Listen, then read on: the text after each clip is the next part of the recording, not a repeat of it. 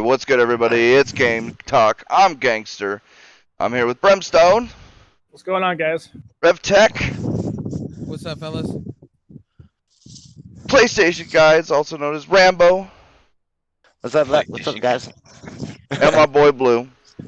I hate CG Max. Why you just say random shit, We dude? just need Meatwad and Master Shake in the building. That's all we need. No, because I was watching Akira the Exile last night because I gave up on trying to do the other stuff with it. I watched it and all the mechs are CG and that bothered the hell out of me. Alright. I guess. Yeah, that's all my complaints are. Yeah. You know, I had a glorious, pastrami from the world famous place in my state. It was so good, loaded. I able to go there. I thought you can't go anywhere now. Drive-throughs were open. Yeah, most places you can do drive-thrus or pickup. You just can't eat in the restaurant. I was just fascinated. I know they were letting people into the restaurant for curbside inside the building. Yo, no, yeah. But you couldn't stay there and eat. No. Yeah. What's up, Arrow? What's up, Jack?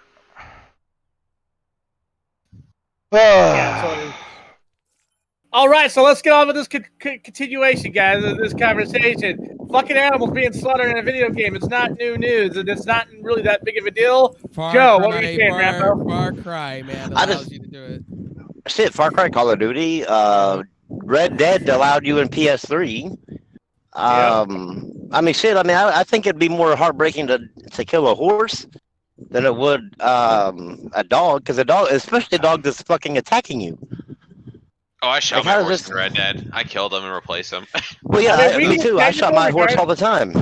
We could take this to the next level, Pete. I mean, like, look at Resident Evil. They had zombie dogs you could kill. They were attacking people. Yeah, but those were already zombies. To answer your question, bro, he rebranded to Digital Fracture. Oh. Yes, okay, so Resident Evil, they deserve to die. Fuck those dogs. I'm still shot them all to Magnum. I'm still not understanding though, like how it's different or even any more emotional to kill a dog that's attacking you than killing a person that's attacking you. Well, like I said, I would compare it to Saving Private Ryan, where it's quite easy for somebody to get more emotionally either disturbed or involved or whatever you want to call it over a death scene of one person than they are over the actual D-Day scene where hundreds or thousands of people die. So I would compare it to that. Where okay, I mean, I can give you that, but the thing is though is that if you're gonna do that, then you better have had video. Like if you're a YouTuber complaining about this, then you better have videos going all the way back to fucking Red Dead 3 and way beyond that. Crying about every other damn animal you can. Well, and this is the thing. I think what makes killing of animals in every game. Then You know what? The fish killing in Bass Masters is unspeakable. Okay, so I mean, yeah, it doesn't make sense. The fish is bad. I think what makes it different with this one is that now you were saying that it was not any Naughty Dog or any of the No, Sony, they actually Druckmann. They put out a statement. Naughty Dog and Druckmann said that this was not anything that they wrote up or sent to GameStop. The GameStop actually put this as a feature on their website. Right. So, but that doesn't negate the fact that a big deal was made out of this in the promotional materials. Now, it was by GameStop, not by GameStop though. So, well, but that still drew attention to it in a way that it was never done before with any of the other games. In any of the other games where this kind of thing happens, nobody ever drew attention to it.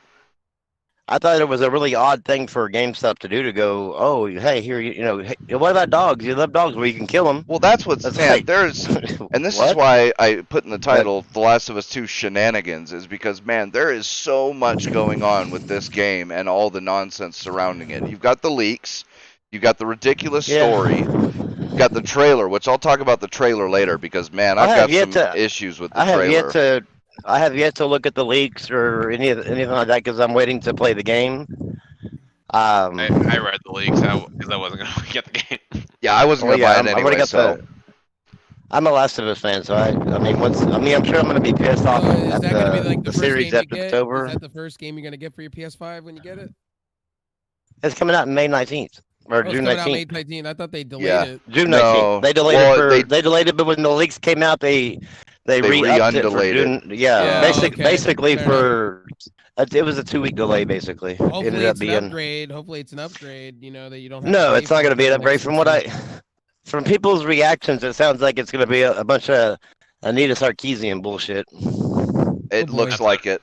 And I But I don't want to know about it though. But because I just hear people complaining about it, but I've yet to hear any details about the leaks. I mean, you just want to go into the game and enjoy the game for what it is. Yeah, and see if I end up liking it the way they did it, Right. or if it's I feel ya. because a lot of people are gonna especially releasing shit out of context isn't going to, or leaking shit out of context isn't going to always give you the full picture. Are you all playing Overwatch? yeah. I guess that's the new hero, huh? Yeah, I love and here's Echo, the thing, dude. right, about the leaks.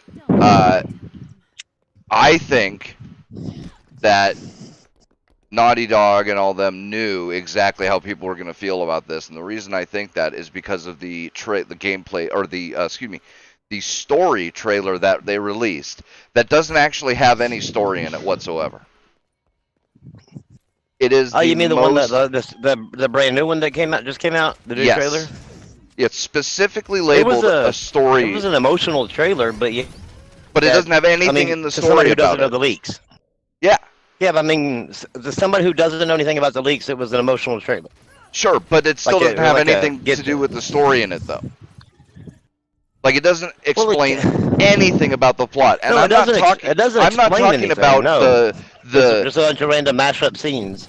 exactly, just random generic dialogue, a couple of action scenes, and then a few scenes where you've got the one where Ellie's being held down, but you're not given any explanation as to why she's being held down, who's holding her down. Oh, you know why she's. Well, if you don't have any sort of clue as to why she's being held down, she's being held down on her stomach, and you can tell somebody's behind her, and all of a sudden she's holding up her hand saying, "Please stop." Right. It sounds like to me that they're raping her. But maybe not, because they don't give any context for any of that, and that's what's weird to me. I don't know. See, that's kind of Naughty Dog though. They never like to give away any of their stuff. Obviously, their stuff has been given away, but they're the type that doesn't like to give. But they don't like to do it though. They like to just leave you wondering, kind of like Hideo, whatever his name is. They'll give you a teaser, but yet nothing enough to where you can actually make out exactly what is going on. Especially with their big games, because they want you to kind of be left to wonder. See, and I'd say that's fine for the first one, but for the second one, you would think that they would at least give you an indication of where the plot is going, because they some sort of plot. They didn't do anything. Like I said, it's generic dialogue. It's like opening cutscene type dialogue where, Joel is just saying random stuff about how I mean I can't remember exactly what he was saying, but it was just generic shit where he was just like, oh, the world's not the way it was, and it's gonna be tough, and but that's it. It's like, wait, what? Like, you could have, if you didn't know any better, you could have pulled all those, all those scenes could have been in the first one, and nobody would know the difference unless they had actually played the first one. True. And that's what's weird to me. I think they were going for a bait and switch, because I'm not going to get into what the leaks are, but yeah, I mean, I've heard about some of the leaks. I mean, I haven't heard details, but from the details of the leaks, man, it sounds total woke garbage, and I think they're going for a bait and switch.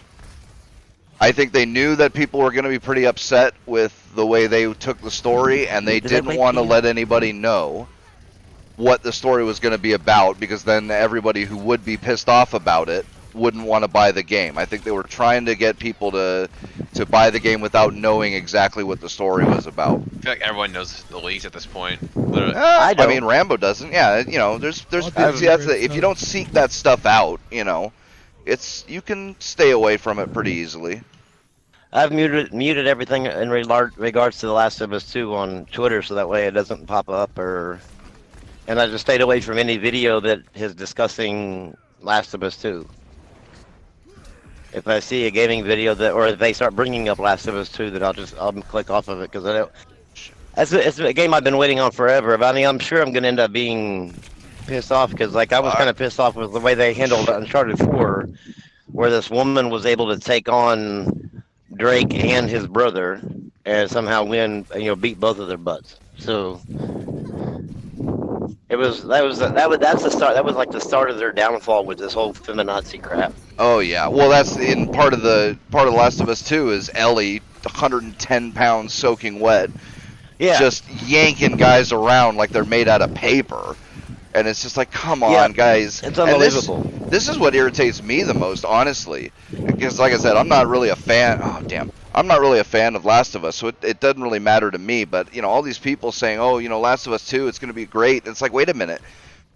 What you're basically getting is The Last of Us, but instead of Joel, you're playing Ellie. But it's not like she's doing anything different. She's going to be doing all the same stuff that Joel was doing in all the same ways.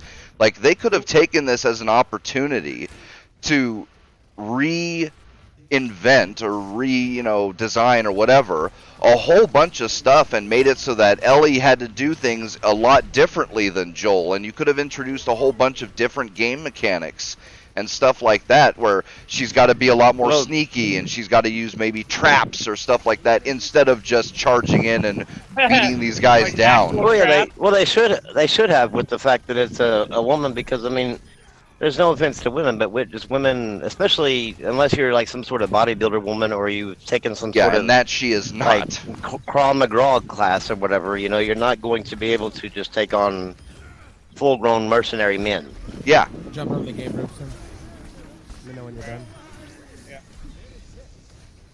Yeah, that's the part that I can... Yeah, but bothers me, but I can let that part go. That would involve Naughty Dog changing their gameplay, though, and let's be honest, they were never going to do that. But real quick, did vagina juice get confirmed or no? It's not. I don't think it's been.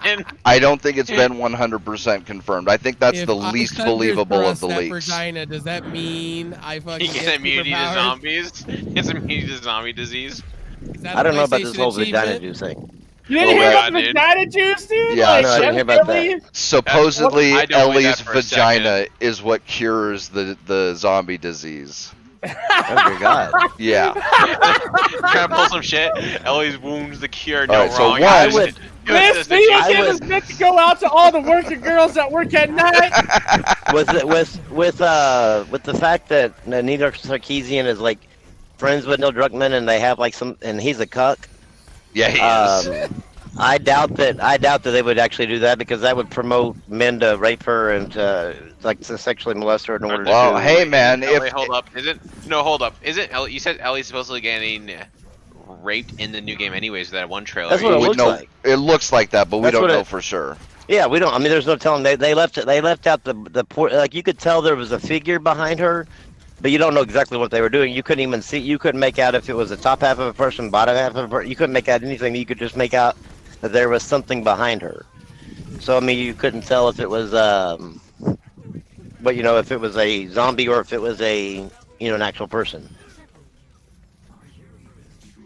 But I'm just saying, if it's the end of the world and your vagina is the cure, then you just might have to take one for the team. Yeah, you would definitely be you'd be taking more than one for the team. You'd be taking more than one for the team. Shit. Yeah, you're going to be taking a lifetime for the team, but Yeah, you're being strapped down, and we're going to IV feed you so that way you don't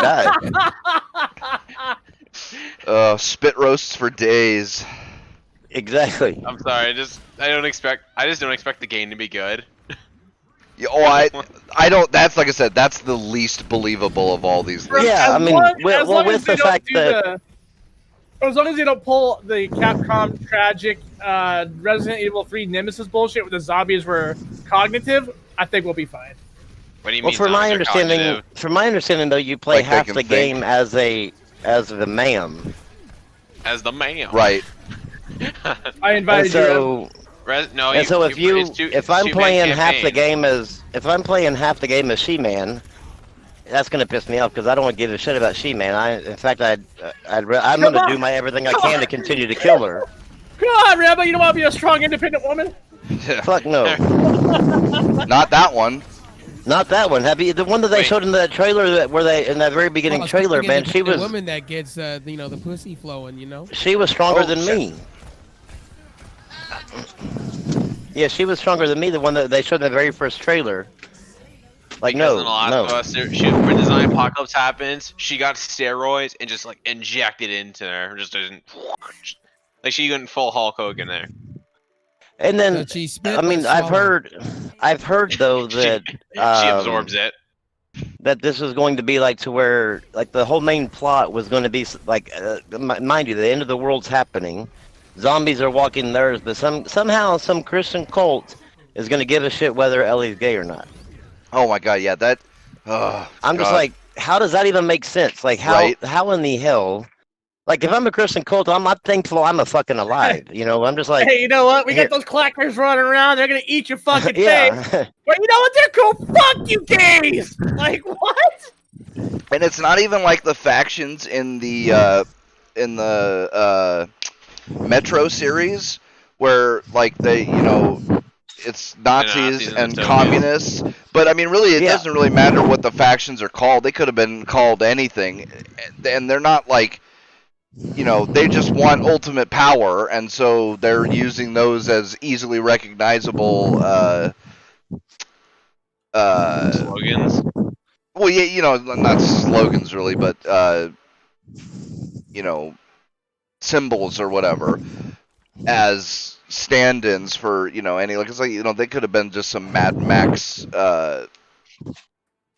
crazy or Borderlands type cults or something, and they're just bent on dominating the whatever humanity is left. It's not even like that. Like, these guys are actual Christian cultists who give a shit if somebody's gay when there's zombies rolling around, and it's just like, oh god.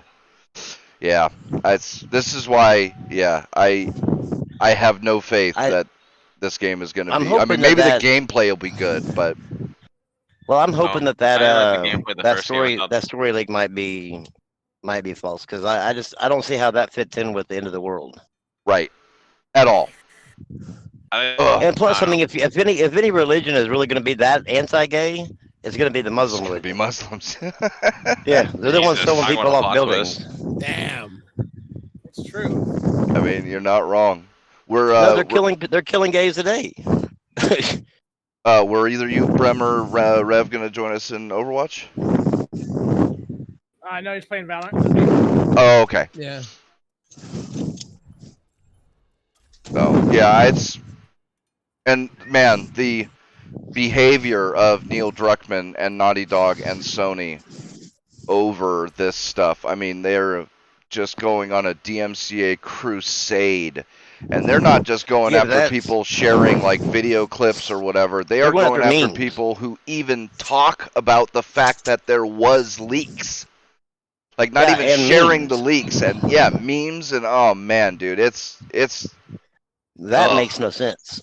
Because that's the best way. That's the best way to stop stuff from getting attention. Just copyright, make sure it's all not allowed to be seen. Like, how do you guys not know that the Streisand effect exists? Yeah, like the more you don't want something to happen, it's going to happen. But I don't know, man. It just seems like that they should have just left well enough alone. Just not even acknowledge the leaks or whatever, and just move on as business as usual. And people would just have forgotten about them by now. Yeah, but now they're all burnt in with brains. I would have cared about the leaks if they weren't like copyright striking people down. Yeah, that was some crazy shit. And then there was something else. Oh yeah, so Sony, man, I don't know how the fuck this is gonna work, but Sony announces that they have got a patent that was just approved for a new system that is somehow going to keep track of where you are in a game and prevent spoilers from being shown to you until you've passed the part in the game that the spoilers have. I mean, sure, but I don't know how the fuck it's gonna work. I don't either, because I mean Do I they would have to until, like, my fucking literally. game? Yeah, I'm good, dude. No. They would have to literally work in conjunction with Facebook, well, every social media site out there. Yep. Not to mention they'd have to And- monitor your text chat, and certainly I don't know how they would stop somebody from you know just they're telling you in monitoring it voice anyway. chat. Well, yeah, that's true. But Like Yeah, the voice Last chat, of Us I don't think ending they is, could- and the guy just disappears. He was. I don't think anybody could do anything about voice chat, because all we have, so the guy goes, "Hey, did you hear about that?" yep, right. That'd be fucking hilarious, though. Yeah, it's Or like just mute him for however long until he quits talking about it. yeah, the claims that were made by this company about this patent were just ridiculous, and I don't see how the fuck any of that would work. Oh, but Yeah, I don't see how. I mean, maybe you wouldn't be able to be spoiled like on the PlayStation, like because when you log into your PlayStation 4, there's the very first box that pops up that it'll say like live on PlayStation, and then it'll basically list all your friends and like it'll show their screenshots that they've shared and stuff. right, And maybe they can control it there, maybe, but there's no way in hell you could control it throughout all of the internet. yeah. And maybe certainly bold you could do claims. it within PlayStation, like within the PS4. Like the only thing I could see them doing is so they keep track of your trophies, and that tells you how far in the game you are. Okay, fair enough. And then they could through keywords and stuff. They could maybe block you from seeing YouTube videos within the PlayStation 4 system. But within their own ecosystem, yeah, I could but see that that's happening. it. And even that Yeah, wouldn't work other out than- that great because, like, say they put The Last of Us 2 in the title. Like, how do you know exactly what parts of The Last of Us 2 they're talking about? Yeah, I mean they would have to just basically block out any Last of Us 2 or basically any game, any video with the game that you're playing, until it shows that you're done. You got that last trophy or whatever. Which is not what Or they that final game trophy. Which is not what they advertise. I mean, they specifically advertise that you should be able to see the. Now, are you talking about this company's advertising this, or Yeah, well, is Sony advertising it? Sony talked about it, and then Sony said basically what I just said, that this system is supposed to keep track of your progress in the game, and then keep you from seeing spoilers about those parts of the game until you've passed those parts. And then the company has a website that has, I mean, there's not really any details because they don't say how exactly they're supposed to do this, but they basically have the same thing on their website outlining what all is supposed to happen with this thing. And yeah, It'll be interesting as hell if it can work. Right? But I have no I want to faith. know. I want to know what the hell they did. I mean, if they can do that, then imagine what like Twitter and like the Facebook or not Facebook, Facebook and YouTube CEOs are gonna do with that. Well, and that's the thing. Like, I was my immediate thought was like, wait a minute. YouTube, just by itself, YouTube has put more money into this sort of thing than anybody ever. Like, probably billions of dollars trying to come up with algorithms that can do this exact sort of thing. And they suck at it. Because I think the automatic... I mean, if you think about it, though, that I mean, it's going to be a lot easier to control 108 million. I mean, as a, whatever it is, however many people are on PlayStation thing. It's going to be a lot easier to funnel a program for that than the billions of users on YouTube. Sure, but the algorithm still have to be similar because YouTube's Well, algorithm. but you'd have a lower rate of failure, though.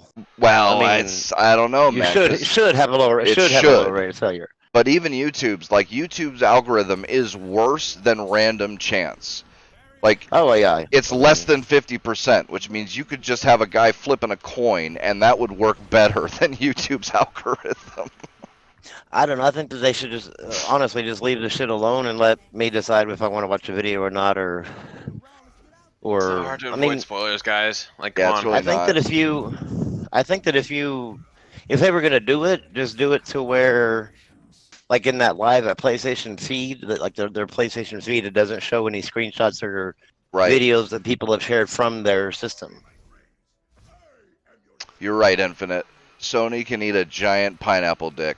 That is well put, sir. But yeah, it's. So you mean the testicle festival?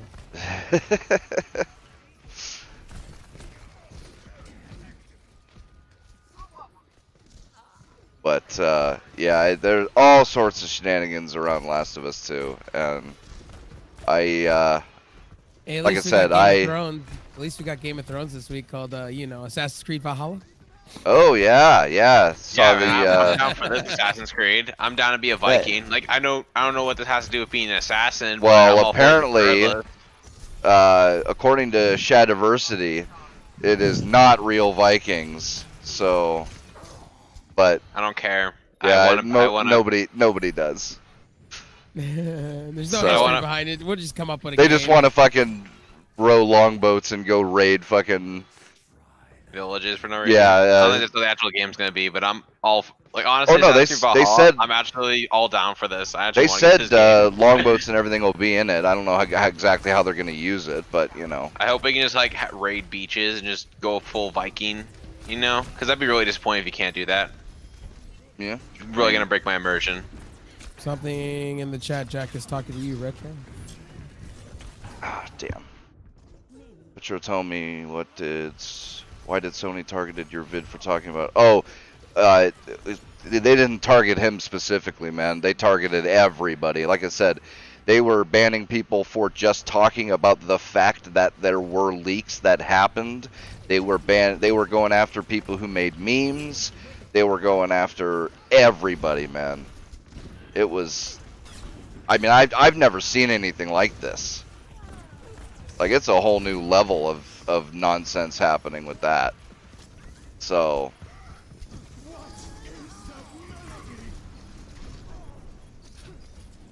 Oh, damn. Anyone else gonna get Assassin's Creed Valhalla? Or am I the only one who says they're I don't gonna do get it? Assassin's Creed, I so. haven't been very down on Assassin's I'll be- Creed since after Brotherhood. It's not. Here's the thing. It's not even I will Assassin's be all Creed over it. anymore, which is I think is a good thing in a lot of ways. Sorry, like, it's Grim, I thought I was gonna get you to help you there. You're good. I I'm actually looking. It's funny because like I was just talking to. I can't remember who I was talking to the other night about this, but I was like, you know what? Like, I have not looked forward to an Assassin's Creed game ever. Like ever. Like I've never given this like franchise, I guess, a fair shake. But give the new one with Odyssey. but this a try. one, It's really good. Valhalla looks really good. Like Valhalla looks like right up my alley, actually. So. Brim, give Assassin's Yeah, Creed or was it not Origin? Which Odyssey? Give Odyssey a try. It's really fun. I've already pre-ordered the Gold Book Still Edition, so. Well, And don't I hear have the money. Black on the Flag. lookout for- I hear Black Flag is really good too. Oh yeah, No, Black- Black I mean, Flag's bad. No, we It don't talk gets- about Black Flag. It's Black Flag is cool, pirate but controls, no. Let's no, not Black talk about Flag that. gets cool, but the problem is that eventually towards the end of it, they pad a lot of the length of the game by the fact that you have to row 25 fucking nautical miles to the next island. That's where it gets really boring because you have to listen to fucking sailors sing damn songs. Probably the It's same like, one over Jesus and over Christ, again too, yeah, right? and if I hear these, Fate until worse you than find that. more, Right. you find more songs.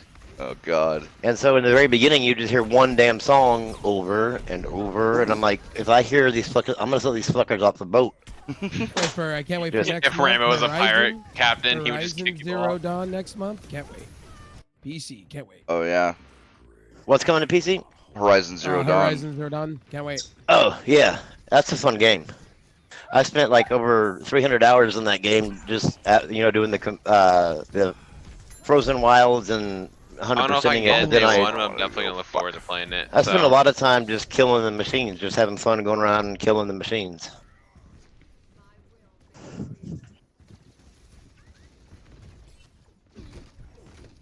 And then apparently Amazon's got a free, what was it? Let's see. I got it up on this over here. Wasn't Amazon giving away free games for a while there? Crucible, free-to-play multiplayer game launching May 20th. So I haven't actually heard anything about this game, so I don't know anything about it. And then they got an MMO coming out too. So man, Amazon's going hard into wanting to get into gaming. I mean, there's an MMO I'm kind of looking forward to, but I don't know when it's gonna come out. I can't wait for Microsoft to announce a price finally for their console so I can pre-order it. So we might, by the way, you might get a leaked or shown that we might be able to see the PlayStation 5, whatever it looks like, next month. About time. Maybe. About time. Yeah, I'm ready to see it. I think a lot of people are exhausted waiting for it. Oh, They're All all thing I hyped know up is for it. Alright. as soon as that thing pops up in pre-order, I'm gonna be on it. Same. As well, the Xbox side, same. Yeah, same. I just have to I wait just for want them to get to the either one point of them. already. Yeah, me too. I'm done waiting. Give me the the entree already. I just want them to show off the real games finally, not third party. Just show me the real games. Why we buy these consoles for? Yeah, I'm not the exclusives. I'm not sure what game would be coming out with like the series. Well, Halo 2, Halo Infinite, I guess. But I mean, I'm not. I could give a shit less about Halo. I want to but- give that shit a play. Hellblade 2. That's another one. Yeah, Hellblade 2. That's what it sucks. Kind of that one's going to be exclusive after it being multi-platform. You know, you either have to have a PC you can play it on, or buy an Xbox to play the second one. I hate when like a new series comes out and then all of a sudden it becomes exclusive to a console after, so that way you get to play or it's like Titanfall. Hellblade 2 is going to be on PC as well. Yeah, but see, I mean, like if you don't have a PC, you either have to buy an Xbox or don't play it. Gotcha. So I mean, to me, I think new franchises that are multi-platform, if a company like Sony or Microsoft buys them, then they should release the game, the second one on the other platforms.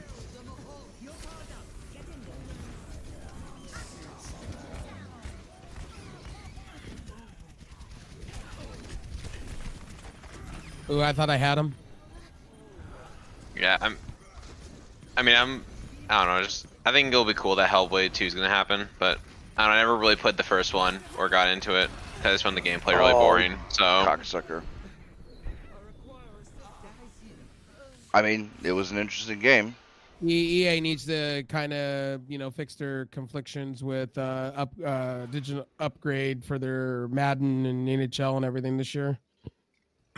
That's one thing I didn't like about EA during the Microsoft event. They said, "Oh yeah, it's gonna be a free upgrade." Now they're going and recanting on it. I'm like, okay, which one is it? EA went from being good guy to bad guy real quick there. Well, they said most of their games are going to be upgraded. That's like EA in general, though. Like that's like their favorite thing to do. It is. Fuck a lot of people over, then be coming back. Like, I'm sorry, guys, my bad. Well, they said they were going to be part of Microsoft's Smart Delivery Initiative and have crossplay to a certain extent with their sports games. Then after the event, they're saying, well, we need to clarify that. It may or may not be happening, and everybody's been up in arms about it. Also, Nintendo launching copyright strikes against the guys who made Mario 64 PC port. No, not just copyright strikes, bro. They're suing them. I don't know why they're doing it. I mean, I played Because the game it's already Nintendo. on I already played the game on an emulator, and even trying to find the 64 port is very difficult and annoying.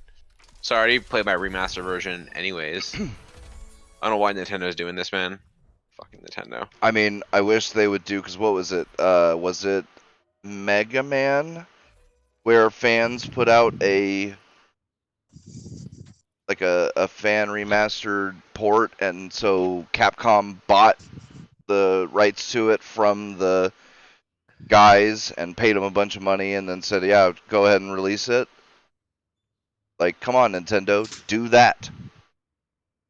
Let me address a couple of things in the chat. Nintendo's just, I don't know, man. Nintendo's dumb. They have tons of good games, but they're just dumb. Somebody wants to address something in the chat. Go for it. Yeah, me. Yeah, Infinite. Sony is not. It's not that Sony's not the same caliber. They just don't have the same leadership. Because now that they put that guy that was in charge of the UK area, I think his name is Jack something. Yeah, Jack Dorsey.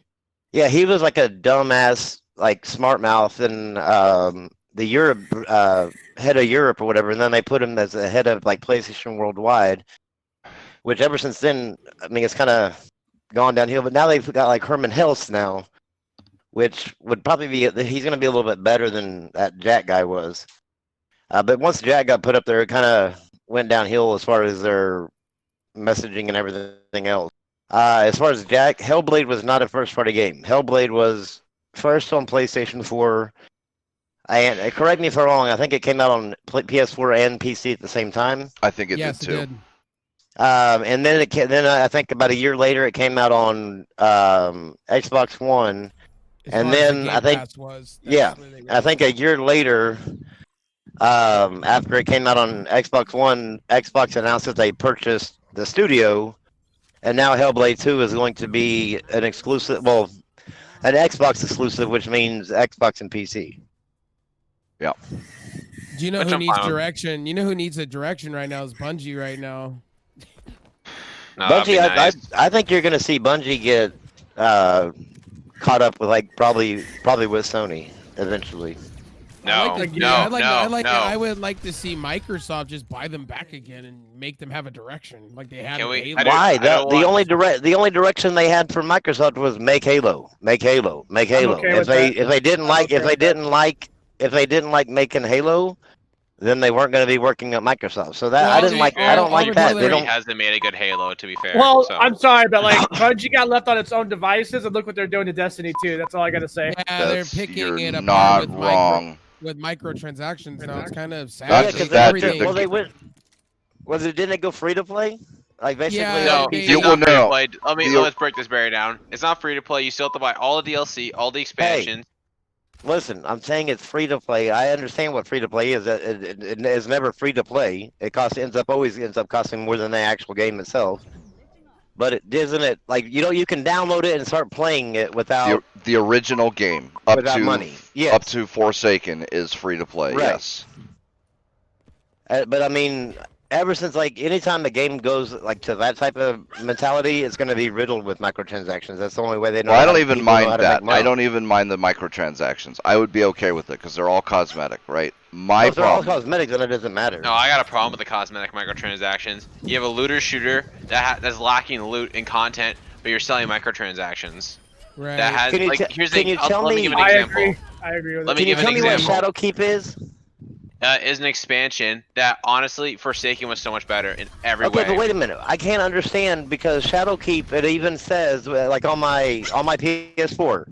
If I look on my PS4 when I want to buy Shadowkeep, it says the Destiny 2 base game or none of the expansions are required to be Right in owned the to corner play where you guys are, Brimstone. to play Shadowkeep. So how is that possible if it's a regular expansion?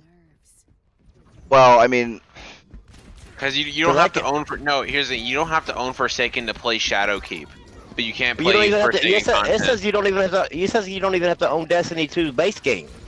Yeah, to because the play base game is Shadowkeep. free to play. All Or I'm whatever saying you is Not on Microsoft- Not on PlayStation 4. It's All not. I'm saying is Microsoft should buy them so they can give them some direction because right now the way they're going, it's not looking good. I don't know if I would want Microsoft, and I definitely don't want Sony because God, with the Sony, the whole exclusive content shit can go die and fall off a cliff for me. No, That can wait a go minute. burn Wait to a hell. minute. Wait a minute. You do realize where this whole exclusive content thing started from, right? I know it started from like Microsoft and all Xbox. that. Yeah, but It I started do with not. that dude, I didn't like what Don Microsoft did, Matrick, whatever.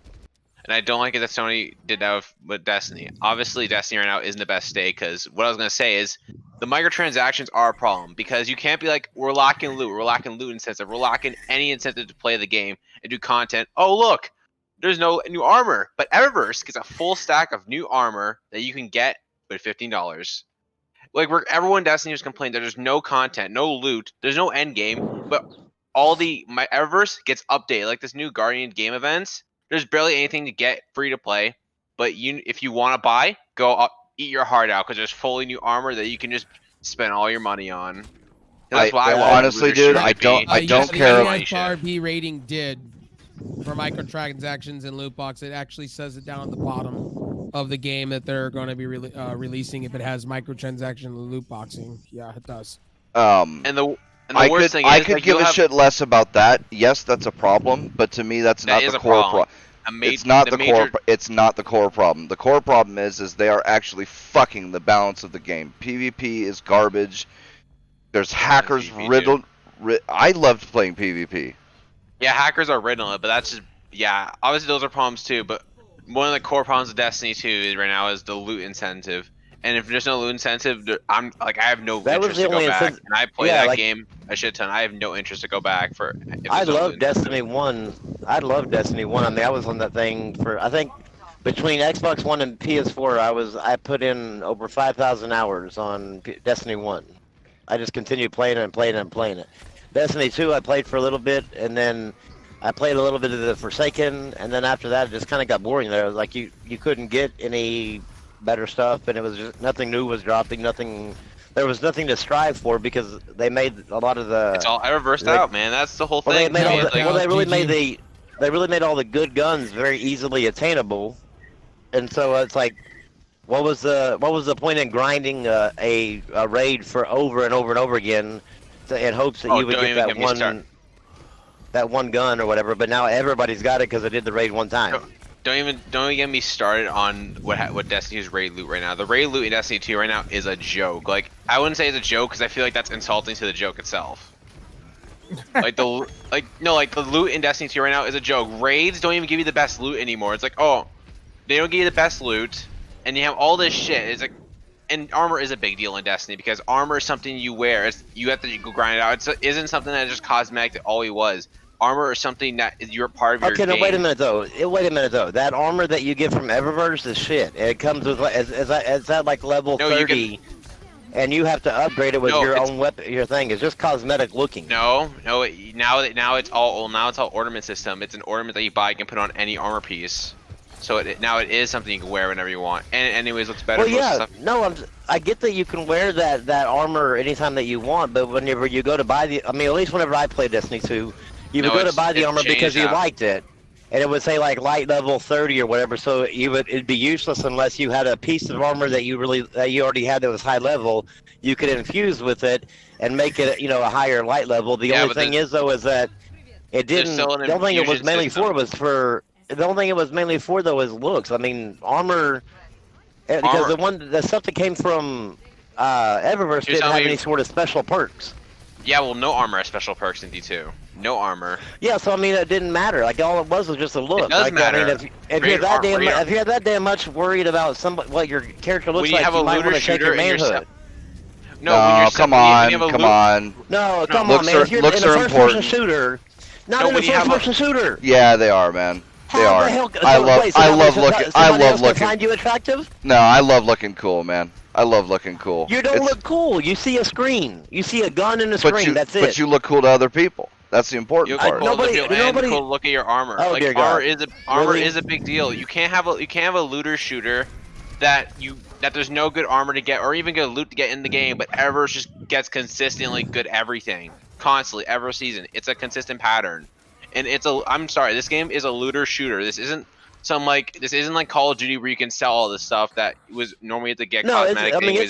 It's a looter shooter, definitely. I mean, it should, like, the whole drive to play Destiny and the whole reason was the fact that you might have to do that, like the Crota raid 500 times in order to get a Gallahorn, because you were trying to look for that special loot. But now, I mean, these guys, Jesus. But I mean, I don't know. When it comes to like the way I look in a game, I could give a shit less. I mean, I'm like going, dude. I don't give a fuck if somebody else finds me attractive in a game. I mean, that's a personal thing, and that's fair enough. But it is important to a lot of people, and especially. I cannot understand it in my life in a first-person shooter. I can maybe understand if it's third person, because then you get to see what your money was spent on or your time was spent on, but. In a first-person shooter where you don't ever get to see your character besides like maybe when you drop in on PvP, like in the big screen. Other than that, like what does it matter what you look like? If you have, 17 mismatching pieces on, who cares? Because as long as it does its job. I don't know about that. That's a big disagreement. If you're wearing gross-ass mismatch armor, that's gross as hell, and it will show. It might show, but as long as it does its job, who cares what it looks like? Well, that's the thing. Some people do. I do. I know. I don't understand it. I have not. Well, I don't if even give a shit what I look like. Dude, if you don't, In if real you've life. never played, but here's the thing, that's you though, right? Like that's Yeah. Okay, so what you're saying is you don't agree with anybody who cares about what they look like on a health wise or physical appearance. No, Which is health wise, I fine. get. I mean, I know I get because I. Well, Jack, I don't mind RoboCop in. But I don't understand like I don't combat. understand like especially in a game like in a third person game I would fully understand more of the cosmetic as far as like what you look like because you would be able to see like all your hard work or I mean if you spend hours on a game waiting for like the perfect armor to drop or whatever. Thing. It's No, well you would thing. no I'm saying no because you would be able to see it yourself. You still see it yourself Now- when you're going into your inventory and whatnot, right? Yeah. Well, that's it, but that's You literally still it. You see have to spend an yourself. hour. You would have to hit pause like And every al- damn time, just so that way you could look at yourself. And also, there's a cool incentive to it because It in doesn't Destiny make sense 1, to me, wearing that part- a on that full part. wearing a full stack of rain armor with the ornaments with matching shaders is so satisfying, and you can and it shows off and it looks good, and people notice So and it's looking more, in the it's tower. more of a bragging. It's more of a bragging It's more thing. than to just y'all. not just bragging. There's more to it. Like how I look in a game is a big deal. Like making like how my armor looks. Like I care about this stuff immensely. And obviously, in a game like That's Overwatch, cool. I mean, I just like I just said, I just don't understand it. I personally don't. I mean, but if it's more of a bragging thing, I can understand. But if it's just something about that you care that your boots match your hat. I mean, that just sounds more like we're on Desperate Housewives. I care about that stuff as well. But my big point with this is Destiny's a looter shooter, but there's less loot in the game to earn, and there's more loot you can buy. Like that's the big thing that's bothering Well, that me would be right a now. problem. Yeah, that would be a In problem. in any Overwatch, looter shooter. I can give it a better example in just ARM, but Overwatch is different because Overwatch is just a first-person hero shooter. It's not some looter shooter. It's not that. It's a hero shooter you can just buy that you can get skins through like loot boxes. Destiny's a different game than that. And another big example is like in Trials of Osiris, there's no incentive to go flawless. There's no loot items, no ornaments to go in flawless, but there's Trials ornaments in the Eververse that you can buy. And why? And you gotta wonder why aren't those in the actual flawless chest? Something you have to earn. That Like, should. that I to mean, me if is it's in frustrating. there should be nothing related to trials in That's the thing, Eververse because there's- that's something that Yeah, you I have to didn't earn. see the time there. My bad. Like I'll give another example in Destiny now in Shadowkeep there was like basically there was strikes had no exclusive like any loot, but in Eververse there's no exclusive loot in the strike like a sparrow, a ship, a ghost. But in Eververse there was a ship that looked like the Shadowkeep, like the Scarlet Keep gangster how it looks. Yeah. In the Eververse there was a ship and sparrow and ghost that looked like that. I'm And you're gonna follow wondering you, Brimstone. and there's a ship and ghost and sparrow that looks exactly like the Shadowkeep base, and you think that should be in the game to earn as a cosmetic in the game because it's not some stupid little hot dog emote that like should be in a cosmetic. It's something that should be in the game, but it's being sold for microtransactions in a looter shooter game. Like I'm really emphasizing the looter shooter part because that's a big deal. It's a looter shooter game. This isn't Overwatch. This isn't Counter-Strike. This isn't Valorant. Yeah. Oh, I agree. I mean, if something like that is happening, then yeah, that's not right. Shit, I was trying to heal you. And that's the big point. Like it isn't just stupid looking armor that's supposed to be like a little troll and Easter egg that you can say that can go in Eververse, whatever. No, it's actual armor themes that should be in the game. Like a theme, like a Shadowkeep armor, like a cool ass Shadowkeep like Scarlet Keep armor being sold in Eververse. That to me was just like why. And the game is suffering. There's no end game incentive. Raid loot they completely neutered raid loot. Most loot in this game has been neutered. Yeah, And they're not dealing with hackers. They've ruined PvP balance. Like, yeah, I'm pretty disappointed. Like, I almost There's wish so much wrong with I that almost picture wish I didn't buy the season pass pack or whatever it is. I mean, I didn't pay that much for it, but because it ever since that released, it's been getting worse and worse with each new season, and yeah, it's disappointing Which way you want to go, Brim? because I loved the Destiny 2 PvP, man. I loved it. I'll just follow you then. Well, It was I want so to fun. say something to Jack, and I'll even get y'all end up getting y'all's opinion on it. But ESRB and Peggy and all those different, they don't need to tell you that that microtransactions are in the game. Like, yeah, it's an adult thing. Like, if you see microtransactions, don't buy it. Or if you hear about it, or wait till after it. don't buy the game if you after launch, or I if can they're in the see game, why. they don't use them. I can see why. Like, because if I was a parent buying a game for my kids, No, do not say anything about a parent, because the only possible way for that child to do anything with microtransactions is if you're dumb enough as a parent to put your credit card on his fucking account. oh no, for sure. And if that's the case, you deserve it. But I still would want. I still would want to know if they were there or not, though. To me, I just say they don't give a. Parents don't give a shit if it's an M-rated and it says drug, sex, violence, whatever like that. The parents aren't going to. The only time the parents are going to give a shit if it costs them money. But the thing is, though, the only way it can cost them money is if they're dumb enough to put their credit card on their kid's account. Yeah, and if that's true. the case, they deserve the charges. I mean, you're not wrong. That's. So anybody excited for that Summer of Gaming Festival? Oh, what is that? I'm sorry, I don't know what it is. I don't know what you mean. Summer Gaming Festival is supposed to be the new E3, supposedly. Oh, Jeff Keighley's running it.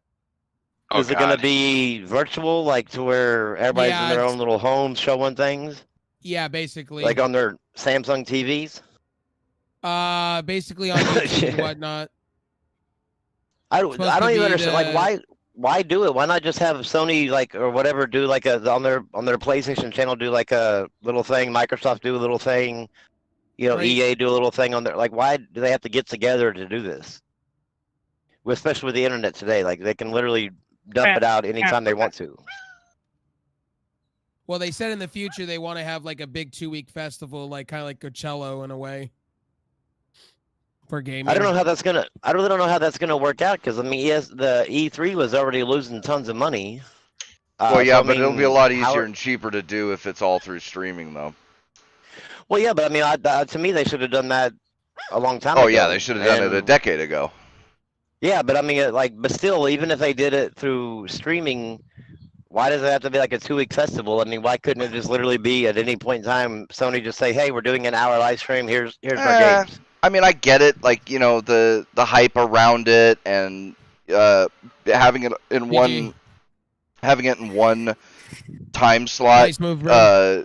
I guess makes it easier for like journalists, but there still are a few. Yeah, journalists. Yeah, there's right. To name one, can you? Yeah, Gamers Nexus. And there's a couple of YouTube channels, shit like that. But yeah, definitely not the like Kotaku. There's no big site. Yeah, there's no big site at all that still. What they want to do with the gaming festival is have like a PC day dedicated, like kind of like LTX in a way. Oh dear God, please no. This doesn't honestly. This doesn't sound that bad. Like I'm being that serious. That small little window of PC event that they had at E3 would put you to sleep. I know, right? It's terrible. Like I did a whole day worth of that. Like that shit's like that's gonna be like. Well, maybe it'll be better this time. It's got to be if it's gonna be an all day thing. Dear God, that was worse than watching golf. I like the PC event. I didn't mind it. I like Cloud9 hosting it. He was actually pretty entertaining, actually. Well. Yeah. It was more just like the games that they showed. I mean, it was like almost like a sit down night show, like David Letterman type thing, where they sat down and talked to a guest or whatever, and they spent more time talking than they did showing anything. So I mean, it just was so boring to me. No, I can see why it's boring. Yeah, totally. I get why. Yeah, that part was. They needed to have like a Steve Colbert kind of character, where he made it a little bit funny. Oh no! I think that instead of even doing that, I mean, there's so many games coming out to PC. Like, why not just have like a big, like kind of like PlayStation, how they switched from like they used to talk a lot too. They used to bore the shit out of me. Trying to do with the so why not do a bunch of? But no, I mean, why don't PC like do like what PlayStation does or something like that, to where they come out and say, here's all the games coming to Steam, and they'll put the logo at the bottom. It doesn't have to be just Steam stuff. It can be Steam, Epic, or whatever. That have all these trailers and stuff shown there. Should we ban Epic or no? Rather than having a bunch of talking, because the talking part is the hard part. I get why they're doing the Summer of Game Festival. They want to make it more modern, and more to people that watch streams and stuff, because they see the market with Coachella and everything. So I could see why.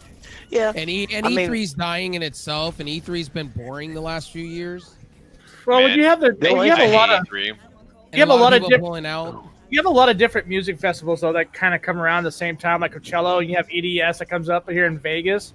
So I could see like definitely why they would probably swing this way to kind of combine it, because music, I don't know if anybody's ever been to any of those type of things before, but they're actually really fun. Like they're a blast to be at. So they look like when you see them on like the streams or whatever, they look like they're a lot of fun. Like you could have a shit ton of fun at those places. Oh yeah, dude, definitely. So I can see why Jeff Keighley wants to get in the market of it.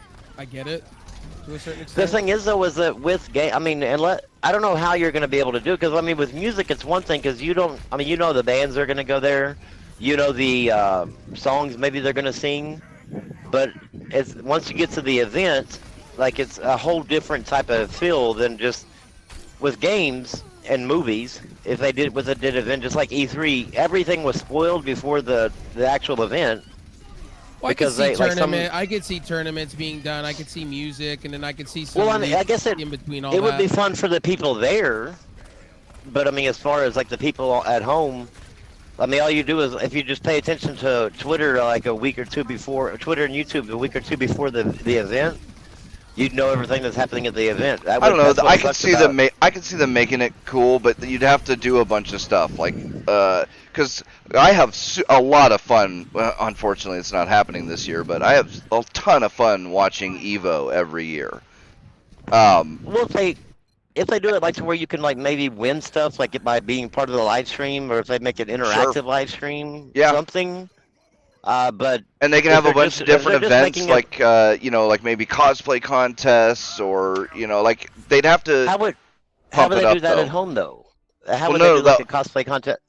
Just for the people there at the event. Well, one, they could do it there, but two, they could have it be submission. Oh, but dress up in or either Twitter or Discord or whatever, and have people dress up at home and then send in a photo, and then they show all the photos. Yeah, there's stuff like that. It'd be interactive. Oh shit! It could be interactive at that point. If you point. interact on Twitter and stuff, they do a lot of special things with you. If you react during the live stream, that I didn't know part of that. But if it's interactive and stuff like that, to where it gets you to go to like say a website to do something, or like whether it be Twitter or their own special website, I can see that being, a thing. But I guess that would be more of the reason to watch, because these stupid Kotaku and Polygon, they think it's cool to leak everything that's coming out before it comes out. So honestly, to me, I honestly think that if Sony and Microsoft or even anybody are going to go after people, they should go after these journalists that are releasing all this private information before it ever was supposed to be released. If this new game event, if they can do one thing, ban CG trailers. Like, for God's sake, I hate CG trailers now. That's all it is at E3 now. Like, just CG trailers that are misleading as hell. Well, hell, they misled us with Last of Us 1 back in the PS3 days. I know. Remember that? That wasn't CGI. That was actually gameplay. You don't remember that? You don't remember how they I didn't watch even watch E3 back then. But we did a show on this a while back, Rambo, where we compared the E3 of that year's to the remaster that we got. Remember the Witcher downgrade from E3? Like, I love CD Projekt Red, but God, that Witcher downgrade was brutal watching that. I don't know. To me, when you watch trailers, that it's just kind of like watching a damn. There's no difference in watching a damn McDonald's commercial, and then going to McDonald's and going, wait a minute, my burger don't look like what I just saw. Yeah, that's right. That's a good point. There's no difference. There's no difference like that. And the movie, like movie trailers, you see a scene or whatever, and you're like, oh God, I got to see that because that shit was funny. You go into the movie and it's not even in the damn movie. Yep. Like that's been happening. They spoiled the entire. That's been happening forever. No, but it happens in movies a lot where they'll put a scene up in the trailer and it doesn't end up making the final cut. You know why it's more critical when a game does it though, Rambo? Because nobody's paying $60 for a fucking burger, dog. Well, no, but the thing is though, is that if you go into it knowing it's a commercial, then it's basically just to get you to buy the game. No, but here's the thing. I will say, Brem does have a point here, right? Because the one big difference between commercials for any of this stuff and commercials for a game is that the whole point of the commercial for a game, and one doesn't. Well, no, not even that. That's a point, but that's not even the biggest one. The whole point of a commercial for a game is to give you as much information about the gameplay and everything as they can before you buy it. Right, because with a movie, you know what you're getting into, right? You're going to be watching a movie. With a burger commercial, you know what you're getting into. You're buying a burger. But with a game commercial, like, you know, games are so different from each other. Well, yeah, but I mean, if they're usually if they show gameplay, the mechanics that they show are still usually in the game. It's usually the only but they don't always show gameplay though. But they don't always show gameplay though, and that's kind of the thing. But at that point, maybe they should do something where there has to be some gameplay footage in your trailer. That's what I would do. I would say, okay, you can do your cinematic trailer, but you've got to have some gameplay footage, and you've got to specify which is which. You know, like that. They always have the label, like in-game footage. Like you got to have that label, and it's got to have some in-game content. When it has labeled in-game footage, like if it's a CG trailer, if you could just make the decision as an adult, like not to buy it until you see gameplay, whether it be like before or after it releases. I mean, it's kind of like a choice. But again, that defeats the whole purpose of being a commercial, though. Does it though? Yeah, for a game it does. That's like I said. Well, I mean, I guess. I don't know. I just always looked at it as just a commercial. Like I know I'm being lied to. So I mean, it's just like, am I being lied to good enough to buy me? But it comes to sway me. Here's the thing, though. Like, it shouldn't be like that when it comes to a digital product that's actually being made. Right. You know what I mean? We're talking thousands of programming hours, graphic design concepts being thrown out, all for what? Just a false advertise a fucking game? That's ridiculous. That is absolutely ludicrous. And you got the same assholes that bitch. You have the same assholes that fucking sit there and go, well, video games cost too much to fucking make. Well, fuck off then and give us what we want then. I know, right? Look at Battlefield V. Moment. Dude, I'm telling you, dude, like that shit kind of pisses me off because I used to go back and forth with some of the assholes on Twitter, the little indie studios that used to say the same shit. And it was like, well, if you guys actually delivered on your fucking promises, you'd get more sales. It's that simple. What? Don't false advertise it and don't blow things up to make it look better than it is. And when we finally get the game, it literally runs like fucking cock monkeys. Look at our. Well, no, I mean the frames are like it hitching or whatever, crashing. I could make but like to me, like the people freaking out about like say Watch Dogs, because the Watch Dogs trailer was phenomenal. I disagree, Metro. The thing is though, is the game mechanics and everything they basically shown as far as like what you can do was still in the game. The only thing that was major downgrade was like the visuals, which like I don't give a shit. Like as long as the actual gameplay and the story is still there, like I'm good. I mean, as long as they didn't go show me like some fancy thing and then it's downgraded, it's like an 8-bit quality. That's a little bit different. But I mean, it still looked good. It still just wasn't as pretty as the trailer. But everything else that they shown was still there. Well, no, Watch Dogs was straight false advertising. That would be fine if they specified that what you were watching was not in-game footage, and they don't always do that. But they don't. Now they also didn't ever put on their in-game footage. So unless they put on their in-game footage, it's you that's assuming that's in-game footage, not them saying that it is. Well, no, wait a second. But they are intentionally. The onus is on. Okay, the onus is on the consumer. Fine, sure. But they are intentionally doing that. I absolutely disagree. Absolutely. I'm not gonna wait. I am not going to disagree that they aren't intentionally doing that. But the onus is still on you as a consumer whether or not to support that product. Yeah, but then you're gonna hear this bullshit, Rambo, of well, nobody's supporting our video games. Well, yeah, like there's gotta be give and take, bro. There has to be give and take on this. I don't know. I mean, I guess the only thing I feel like on Watch Dogs that was like bad was just simply the visuals that. Are we going to B or A? The visuals went down, but everything else as far as like the story and that they shown and the Watch Dogs was a major disappointment. I saw all the gameplay and everything seemed to work the same as far as like what they show, except the fact that it wasn't as pretty as what they showed. Yeah, but it was supposed to be this big next-gen revolutionary game. And it looked no better than like a PS3 game. Unfortunately, I think that the problem was that they they built it on a PC, ran it on a PC when it ran, and that's probably why it looked so great. But then PS4 and Xbox One, I don't know why they decided to do it the way they did. But PS4 and Xbox One with that damn Jaguar CPU and the shitty ass could not handle it. Yeah, the 1.4 teraflop GPU, like it just couldn't handle that type of reflections and shit. Like, yeah, but I can see it going on. I can see what the original Watch Dogs that you've seen. I can see on the trailer. I can see that happening more on the PS5 and Xbox Series X. Right. Like back, straight off the cut, rather than the PS4 and Xbox, the PS4 and Xbox One. I didn't even think the game that it was even going to be able to handle that type of game because it wasn't that huge of a leap when it came to power as far as between the PS3 and stuff like that to the PS4 and Xbox One. To me. I mean I guess like I don't know. Everything to me was wrong with like that's why I don't like E3. Like I hate. They ported it to PC badly. Not even like that. I'm not even. Yeah, they not really even, like, did. Mad about. I know, but I'm not even talking about that. Behind me, really? Like all the like cloak and daggers, like false advertising E3 is really getting on my nerves, and that's why I don't really like E3 anymore. Because it's like, it's not even like I'm gonna see like information on games. I'm gonna get false mirrors that are nothing close to reality.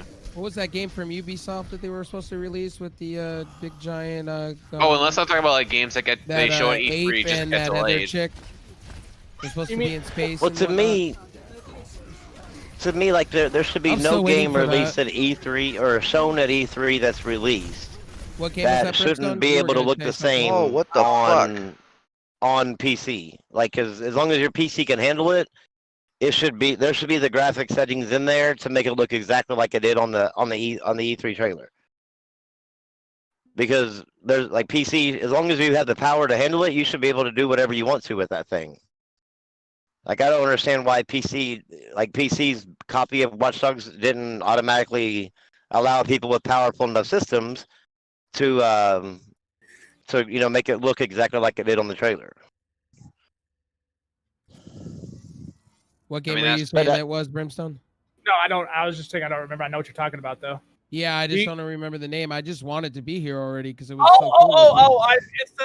You guys remember the Ubisoft game that they said they were bringing out? Deals with outer space shit. It's like, what's that? It was on the PS2 back in the day. I remember playing it on PS2. Not Phantasy Star Online 2. That game's got a lot of work ahead of itself. Does it? Yes, it does. Is it ever coming out on Steam, or is it going to be Microsoft Store only? It's going to be a Microsoft thing for a while. I got Blue Protocol behind us. I don't even. Now, see, I don't mind them showing like conception trailers at E3 or even at all, and then the game being years away, like they did, like say with God of War.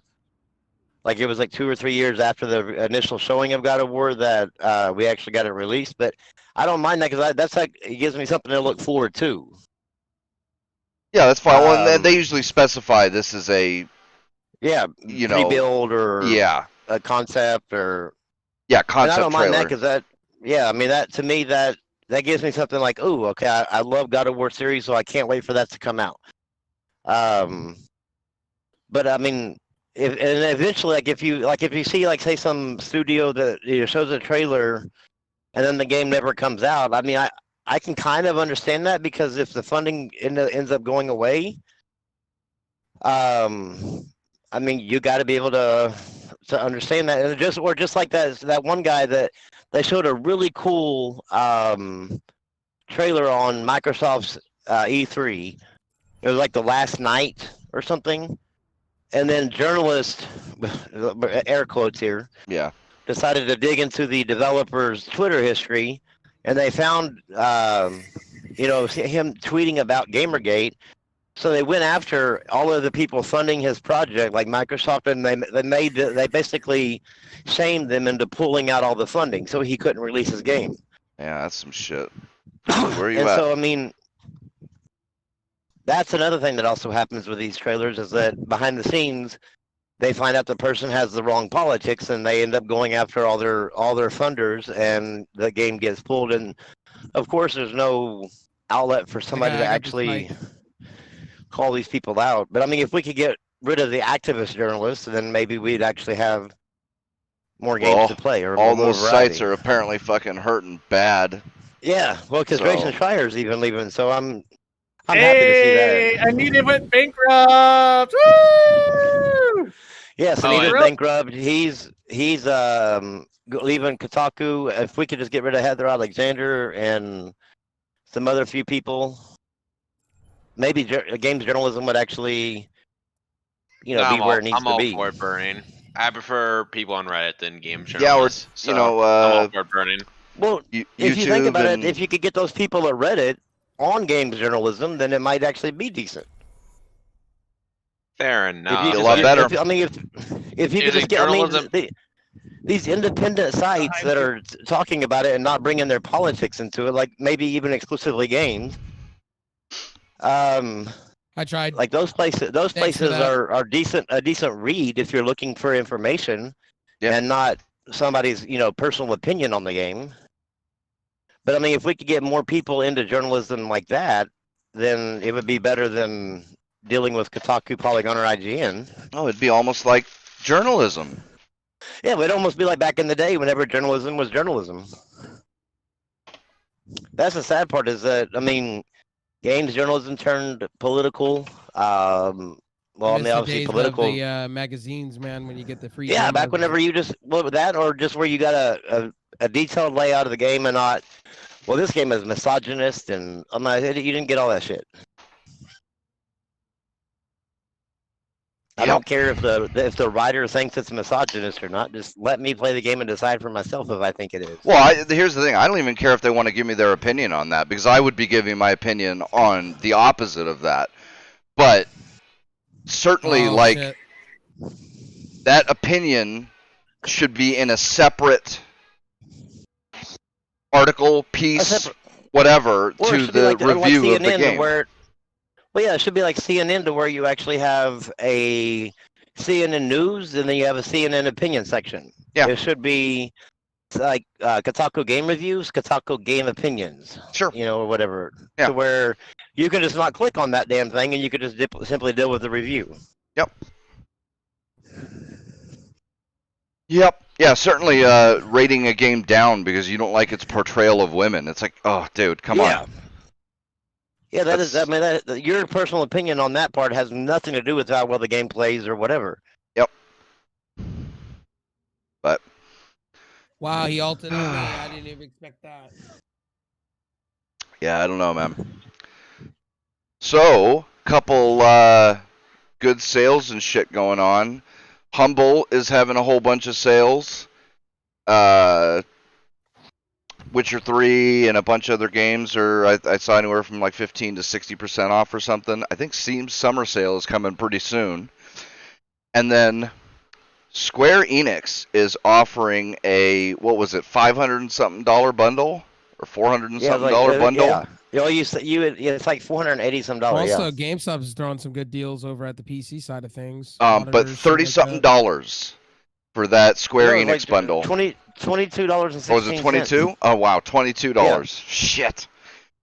So and Like that 55 games. yeah, it's the entire Thief franchise, the entire Deus Ex franchise, the entire Just Cause franchise, the entire Legacy of Kain franchise, Tomb Raider. It's a shitload of games, man, and it's like if you don't have a lot of these games, it's a solid fucking bundle. So if you're looking for some games to play during the quarantine, that's a hell of a deal. So good on Square Enix for doing. Oh, and apparently all of the proceeds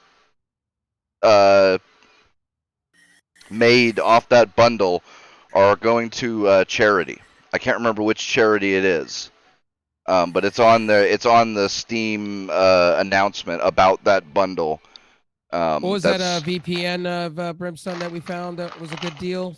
Get a lifetime subscription for like cheap. What, the VPN Shark or something like that? Yeah, something like that. Yeah, you get a really hell of a deal for a lifetime subscription. It was like $24. You get a lifetime fucking deal on it. That's not bad. Yep.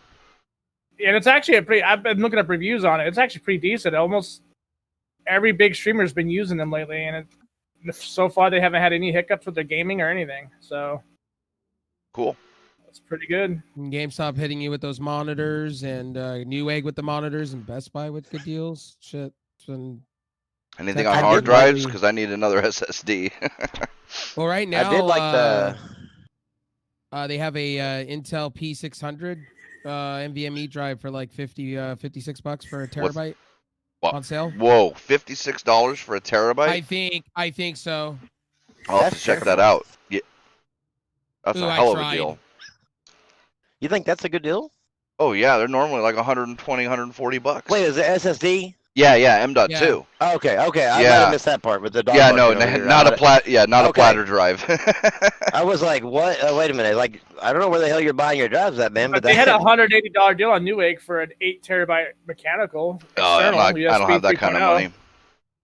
It's 100 and never mind. I take that back. It's actually 512 for $72. Take that back. Terabyte is actually 120. Yes.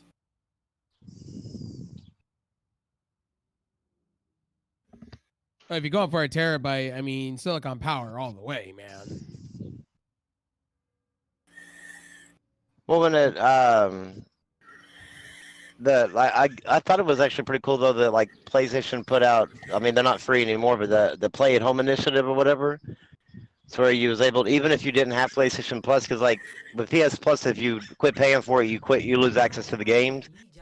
But with this There you go, Stay at Home Pete. initiative, it was like you got the Uncharted collection and Journey for free, and you got to keep it no matter what, like even if you didn't have Plus or not. So I mean, Yeah, I my was kind of hoping girlfriend that just Microsoft was just going grabbed to do those. that. Yeah, I was hoping Microsoft was going to put something out like that, so that way I could go download some more free games from them. Yeah, and now's the perfect time to do it because Yeah. everybody's stuck at home and looking for shit to do. Oh, damn Yep. you. And then Humble's also starting a new whatever you want to call it service Humble where voice thing that you said. Yeah. So you pay a monthly fee, you get access to 10 games per month, and then you can choose to keep up to 9 of those games. That's already been a thing, though. Has it? Because I read. Yeah. And also this week, Intel released their new motherboards and CPUs too this week. Oh, Happened. AMD news, man, and this is a big fucking dick they- punch. They released some new CPUs too. Yeah, But, I heard what AMD's becoming the thing they hated. Is that what I heard somewhere? It's AMD. the new 4000 processors will not be okay. So the just like with PCI Express 4.0, the motherboard manufacturers can always choose to do something about this. Like if they can make it work, then they can make it work. But with AMD, what the fuck do you call it? Specifications. The new Ryzen 4000 series processors will not work on 400 or 300 series motherboards. Any of them, not even like X470s, which that's a big dick punch for me because I was figuring that you'd be able to at least with it because I got a Crosshair 8. Well, man. if it's anything like what happened with the last processors, it caused a lot of problems with the voltage regulators on the board itself. Well, but that's like only for the cheap boards. Like the Crosshair boards didn't have a problem with that. It's not the godlike, but whatever the big Gigabyte and MSI boards. They're seeing what Intel's doing. Look what Intel just did with their boards just recently. Same socket, but new chipset. Same socket, same chipset, but here's the thing. They're not even doing PCI 4.0 because they said it's just unstable at the moment. That's why they did what they did. And they're giving you new features, like for instance, the Ethernet port on it is changing. They're giving you better bandwidth with that and a few other things, but minus that, it's just kind of a dick punch, really. Yeah, I mean there are reasons for it. One of the big reasons is that BIOS chips are limited in size. and you can only add so many processors before you run out of space. Like apparently, Wow, we got slaughtered that game. Jesus. I can't remember if it was Gigabyte or if it was MSI, but for one of them they had to like change up their GUI because just the images and stuff for the GUI was taking up too much space that they didn't have enough space to Gigabyte fit. will not be my next motherboard of choice. Like their company has soured me to like their boards with their BIOSes being so broken and borked. But like I said, for X470, like there are probably plenty of X470 boards that should be able to handle the 4,000 chips no problem. I mean, that's the thing. The 3,000 chips take up less power than the 2,000 chips, and even if the 4,000 chips take more power than the 3,000, it's not like I just can't see it. I can't see it not being possible on an actual like specifications level. But maybe Asus and them will alleviate this with certain board. Obviously they won't be able to do it on all of them. But maybe with the higher end boards they'll be able to do it. What is it? B550's coming out soon. Right. I mean, so we'll see. I mean, right now, like a lot of these manufacturers need to get their BIOSes together because a lot of them are borking on Windows bad. Yeah, you're not wrong on that. And it's really frustrating when you have to spend 15 minutes clearing your CMOS and trying to get into Windows. It's just ridiculous in itself. And this is why console gaming will always remain relevant until like this shit gets worked out, which it almost never does. I agree with you. Well, yeah, until PCs become as seamless as consoles. I mean, I'm not saying consoles are perfect, but until that happens, right. No, they got their issues. Consoles will always stay relevant, just because you have that core base of users that just simply see a PC as some sort of foreign object to them. So until it becomes like either affordable pre-built or seamless, then I don't think you'll have you'll always have consoles remaining around. Now, what I am liking though is seeing more and more of like PlayStation exclusives and stuff coming to Steam, a few years after or whatever.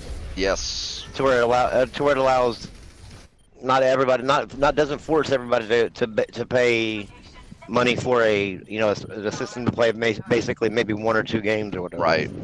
Yeah, and it doesn't have to be right away. Like I'm fine waiting a couple years. That's it's not the biggest deal.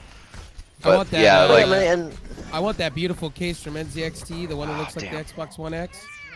I have a question though. Can I get for my Bloodborne on PC? PC? That's all I want. That's what I want. What was your question, Rambo?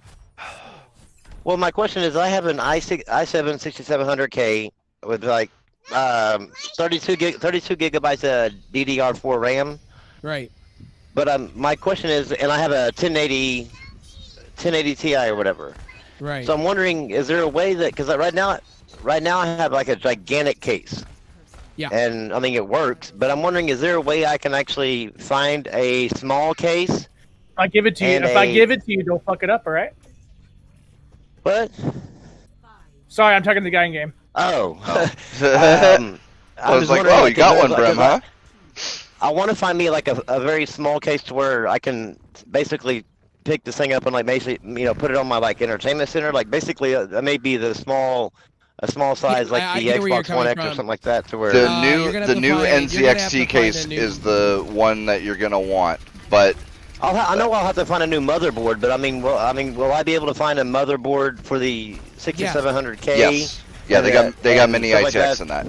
Yeah, the NZXT case is the perfect one for you, because I believe it works with full-size graphics cards, like completely full-size.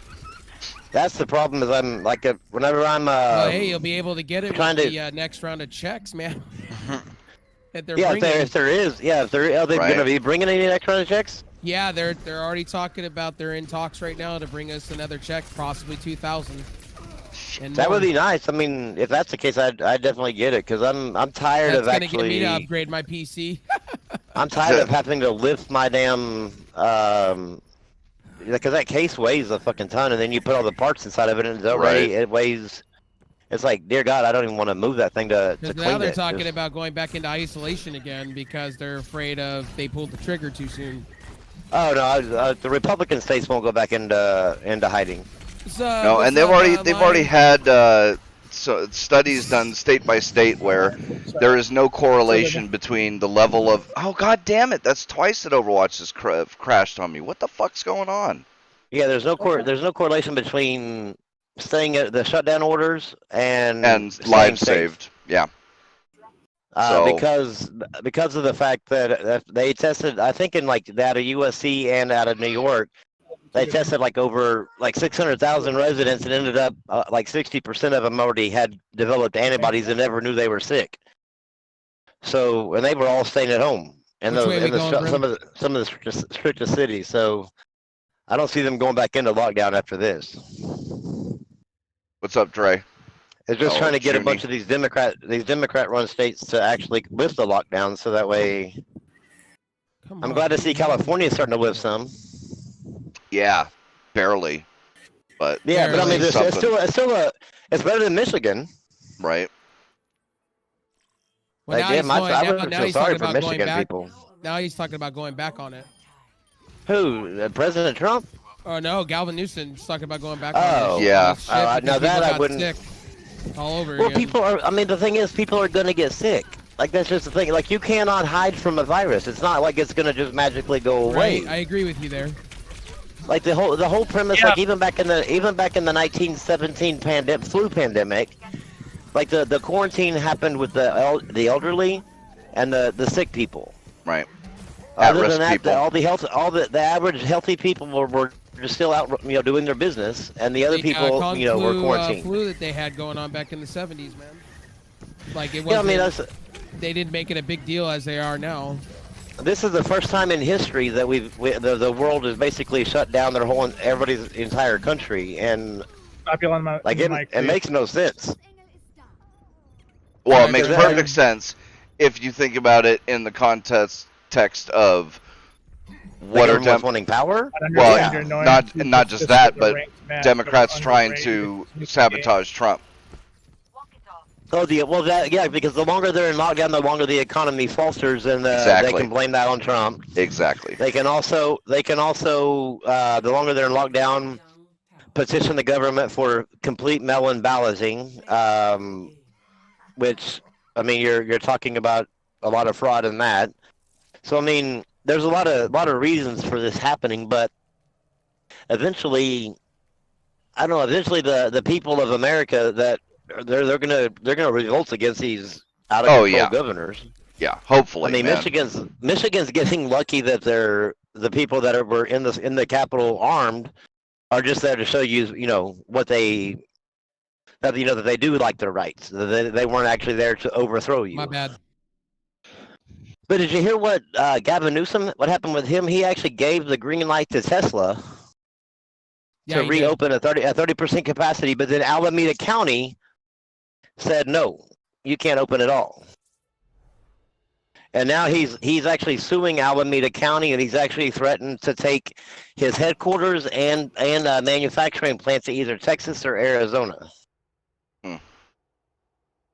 And that's like 10 and some the same Democrat lawmaker Sorry, in Brent, my California bad. Sorry. that made basically freelancing illegal. She responded to I should have reacted Elon quicker, buddy. Musk My bad. with a simple tweet that said "fuck you, Elon." Yeah, I saw that. I'm just like, shit, that's smart. Like, piss off the person that's going to lose. I mean, 10,000 jobs out of your state that's already $59 billion in the hole. Yeah, it might not be a good idea. Yeah. Like, I don't know. Like, this thing is really exposing a lot of people a lot of politicians for who they really are. I just hope the people actually Which way remember we going, this Brim? come balloting time. Right. We going C point? No, it don't matter to me, dude. Have y'all decided if y'all are going to get the vaccine for this or not? Oh, I won't. Yeah. Me and you already talked about that one. My thing is like I would totally get it if it wasn't the fact that like I would actually be putting myself more at risk in the process of trying to get it. What Does do you that mean make by sense? like I'm looking at it as like like those doctors' offices. How many tests have gone on? Like how long does this live on the surface? You know what I mean? Like I think about those things. I would get it, but the scary part of it is I would if get it wasn't Bill Gates behind it, I would probably get it. I would get the vaccine, and that too. I've Yeah, heard the downsides. I've heard the downsides of it. Like you'll drop dead. Like if you get it, I'm like, yeah, I don't know if that's the thing I want to do.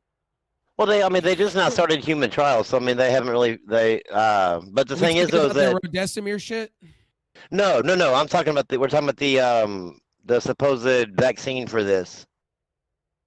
Like they have the flu vaccine every year. Now they're going to have the COVID vaccine, but I'm not touching it because Bill Gates is behind it, and he's said he's wanted to do like a digital tattoo to everybody. Yep. And I'm like going, that didn't work out too well in Nazi Germany, and I'm not thinking it's going to work out too well here in. That's a conspiracy and a half. That's not a conspiracy. Dude, no, he's actually said it. Yeah, he's admitted it. He's literally said it. He thinks people should have either papers or some sort of chip implanted with the Vaccine. the vaccine, to where somebody can scan it and to scan your arm or wherever to see that you've been vaccinated, so that way you have permission to go to work or to be out away from your house. He's actually said that this is something that he's actually looked at, and Dr. Fauci has actually said he's actually looked at people carrying around papers saying that they've been vaccinated. Yep. Yeah, so I mean, he said that at one of President Trump's press conferences. Like that, and he's right. He's working with Bill Gates, so yeah. No, I like some scary shit, man. No, you can keep me away from anything that Bill Gates touches. I tried brimstone there. Now, well, at least concerning that, I mean, I have to use Windows, but Well, yeah, but I mean, well, the thing is, though, is that I mean, he was Windows. It wasn't any sort of like original. The original plan wasn't to digital tattoo you, right, or to give you a microchip.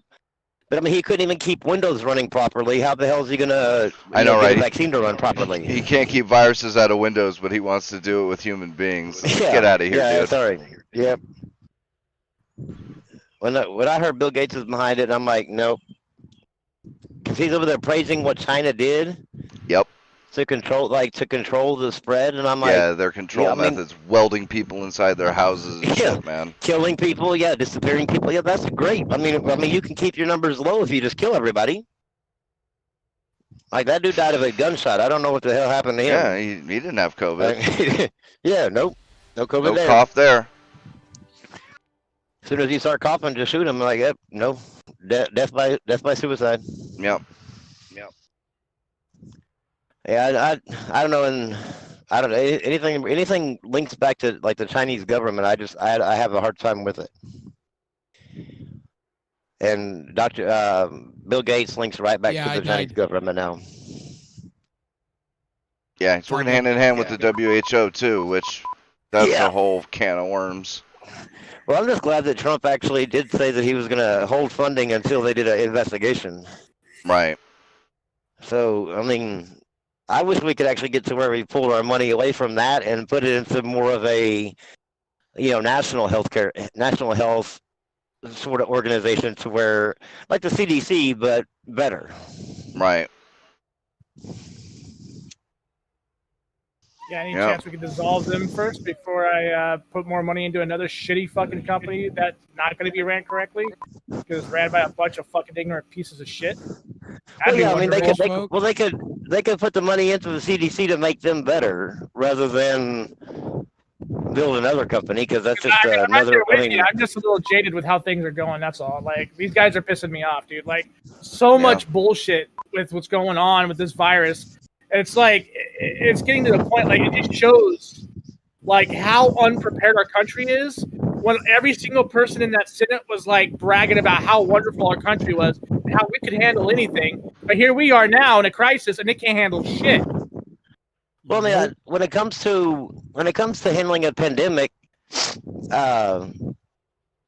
it wasn't just our country, because our country is up to our states to have. I know. I'm just saying our states are ran poorly. Nobody was prepared for a pandemic. That's my main problem. That's my main issue right now. Is each state representative is being praised that they're doing wonderful things, and that's like the one thing I want to punch Trump in the face for, dude. Is like most of these guys have taken money from grants from like especially Vegas. Like if you know anything about Vegas, this is a huge money laundering scheme to keeping people in Vegas to keep them gambling. Like it is huge. And it's fucking annoying. That money, that stimulus money went to the rich, didn't really go to us. It went to the people on Wall Street and shit like that. Well, the majority of the money went to, well, it's supposed to go to small businesses, but then you had businesses like the Los Angeles Lakers apply for it. And they got money, but they returned it. And then you had Harvard apply for it, which is dumb as hell. But I mean, if it was ran smoothly, it would have. If it was ran smoothly, appropriately, then it would have worked out better. But the problem is that if you have the House and the Senate that are working on it, and have you ever watched them question Facebook and Google? I know. Like, they none of them know anything about electronics besides, I turned my phone on and it does something. Dude, like, that questioning when Zuckerberg was in front of the panel, dude. It was painful. That was so fucking painful, dude. I knew about 30,000 fucking questions I could have asked about databases alone. That these idiots had no idea what they were talking about, bro. Yeah, I mean, they were like, why do you have ads? To make money. That was their question. That was their line of questioning. When you could be like, why do you breathe? Like, well, why do people breathe oxygen? That's a question I'm asking. It was so painful to watch a bunch of 80-year-old people asking about electronics. Yeah, it was very boomers that stuff. I was like, dear God, man, these people should not be running our country, especially in today. Like, we need younger people that understand a digital age. So I'm all for get these old people out of there, man. The problem is, until they die off, you'll never see them. Like, cause like in say like Pelosi's district or Lindsey Graham's district or something like that. Unless something happens with the demographics there, you'll never see them leave office until they die. Unfortunately. I mean, because they're. And look at Ruth Bader Ginsburg, man. The fucking hate just keeps her fucking running, man. No, the only reason she's alive because she's like, we already talked about this. She's a vampire. She's a vampire. She's dedicated to staying alive until Trump cannot nominate a Supreme Court justice. That's just not going to happen, man. Can't we just have a clean thing? They locked in the Pentagon. Can't we just have a clean thing? Like, let all these old fucks that don't know shit about actual government, let somebody younger take over that's actually in touch with today's day and age? That would be wonderful. Right? That's what I've been saying. Yes, but the problem is that, I mean, the younger people, as Ocasio-Cortez, and have you seen her on economics? I know. I'm not even saying super young. I'm saying like my age bracket. Okay. It's like, because I was gonna say, because she even has an economics degree, and she doesn't even understand economics. No. Right. Does no, not. I understand. No, I get it. I'm scared of the really young people, but I would say middle age would be better. Yeah, and then 40s. put a term limit. Term limits? I don't. There should definitely be term limits to where you can't serve for life if you not on Supreme Court. But there should be term limits on thing to where after 6 years you can't run for office anymore. So that way you. I'd even be okay with like maybe 10, because Senate's not the same thing as the presidency, But yeah, something. Yeah, but it would have to be odd number, like that's right. Yeah, that's term right. limits to where it wouldn't coincide with the exact president, because at the same time it would be a majority controlled government every single time. It would be a dictatorship every single election. What character are you, Brimstone? They just have to make it to where it's literally oddball. Brimstone, the old guy with the. Gotcha. So so this was interesting about Amazon. Amazon is getting sued right now because, if any of you know, the Hoaxed documentary made by what the hell is that guy's name? Now that you said that, now that you asked, I can't think of his name. Yeah, Mike Cernovich. Mike Cernovich, yeah. The Amazon took that off of their digital distribution platform, and even the people who paid for it, like not rented it but bought it, can't access it anymore. So this is what I was saying about something like this. is going to have to get through to the Supreme Court eventually. Because yeah, how? I'm gonna stay with the spike. Good, How dude. Mike would it- Bezos needs to be knocked off his fucking high horse, dude. Yeah, man, Amazon, man, triple the prices on How everything. would it and be Bro, then- and you legal? know what, dude? You know how many? Do you know how many fucking anti-inflation laws they're breaking right now? Right? Oh, dude. Right? That's just part of it, dude. Like the guy thinks he's untouchable, dude. Fuck that. And then guy. he also thinks he's also thinking about jacking up Amazon Prime again. And I'm like, Oh, man. you kidding? You kidding? I'd be like, okay, peace out, bitch. Guess what? We're not paying for it anymore. Right? I would be out. I'll stick to my Jet.com. I'll stick to my eBays of the world, my B&H. I'll get I you can know go to Newegg. Newegg and get it for cheaper. my Their Prime- pretty much for $4 a month. The reason why I have Prime is for the delivery to be faster and free. And half the time, like it'll say, especially now, it'll say like expect it by Wednesday, but it'll be like 3 weeks from now Yep. because of.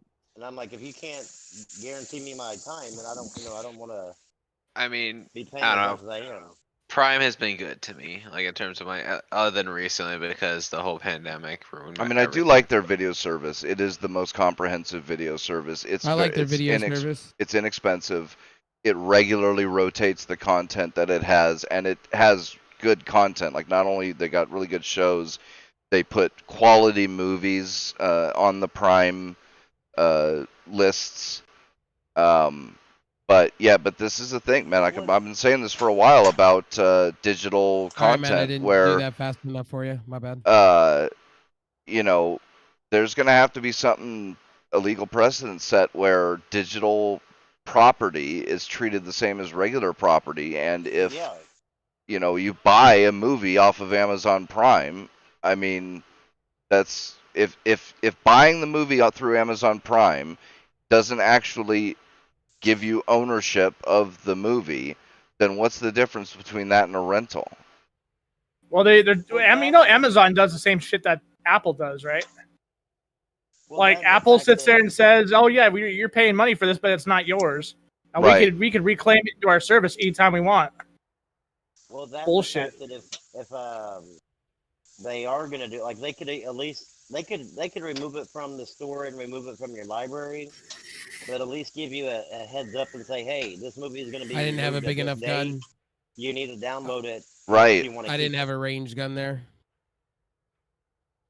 And give a You should service have for a that, or option maybe to give download people a month, right? You take it off the store, but you give people a month. You say, okay, this is disappearing a month from now, so here's a download link if you own it. So, Yes. something like, then this is So why, you can keep- you this can is keep it why, live or whatever. right, and this is why I like Steam, because they have provisions in place for this sort of thing, and they are, at least, Well, so does PlayStation and Xbox Sure. One now. Yeah. Xbox 360 didn't have it, but Xbox One has it now to where once it's in your library, it's in your library to stay, no matter if it's removed from the store or not. right.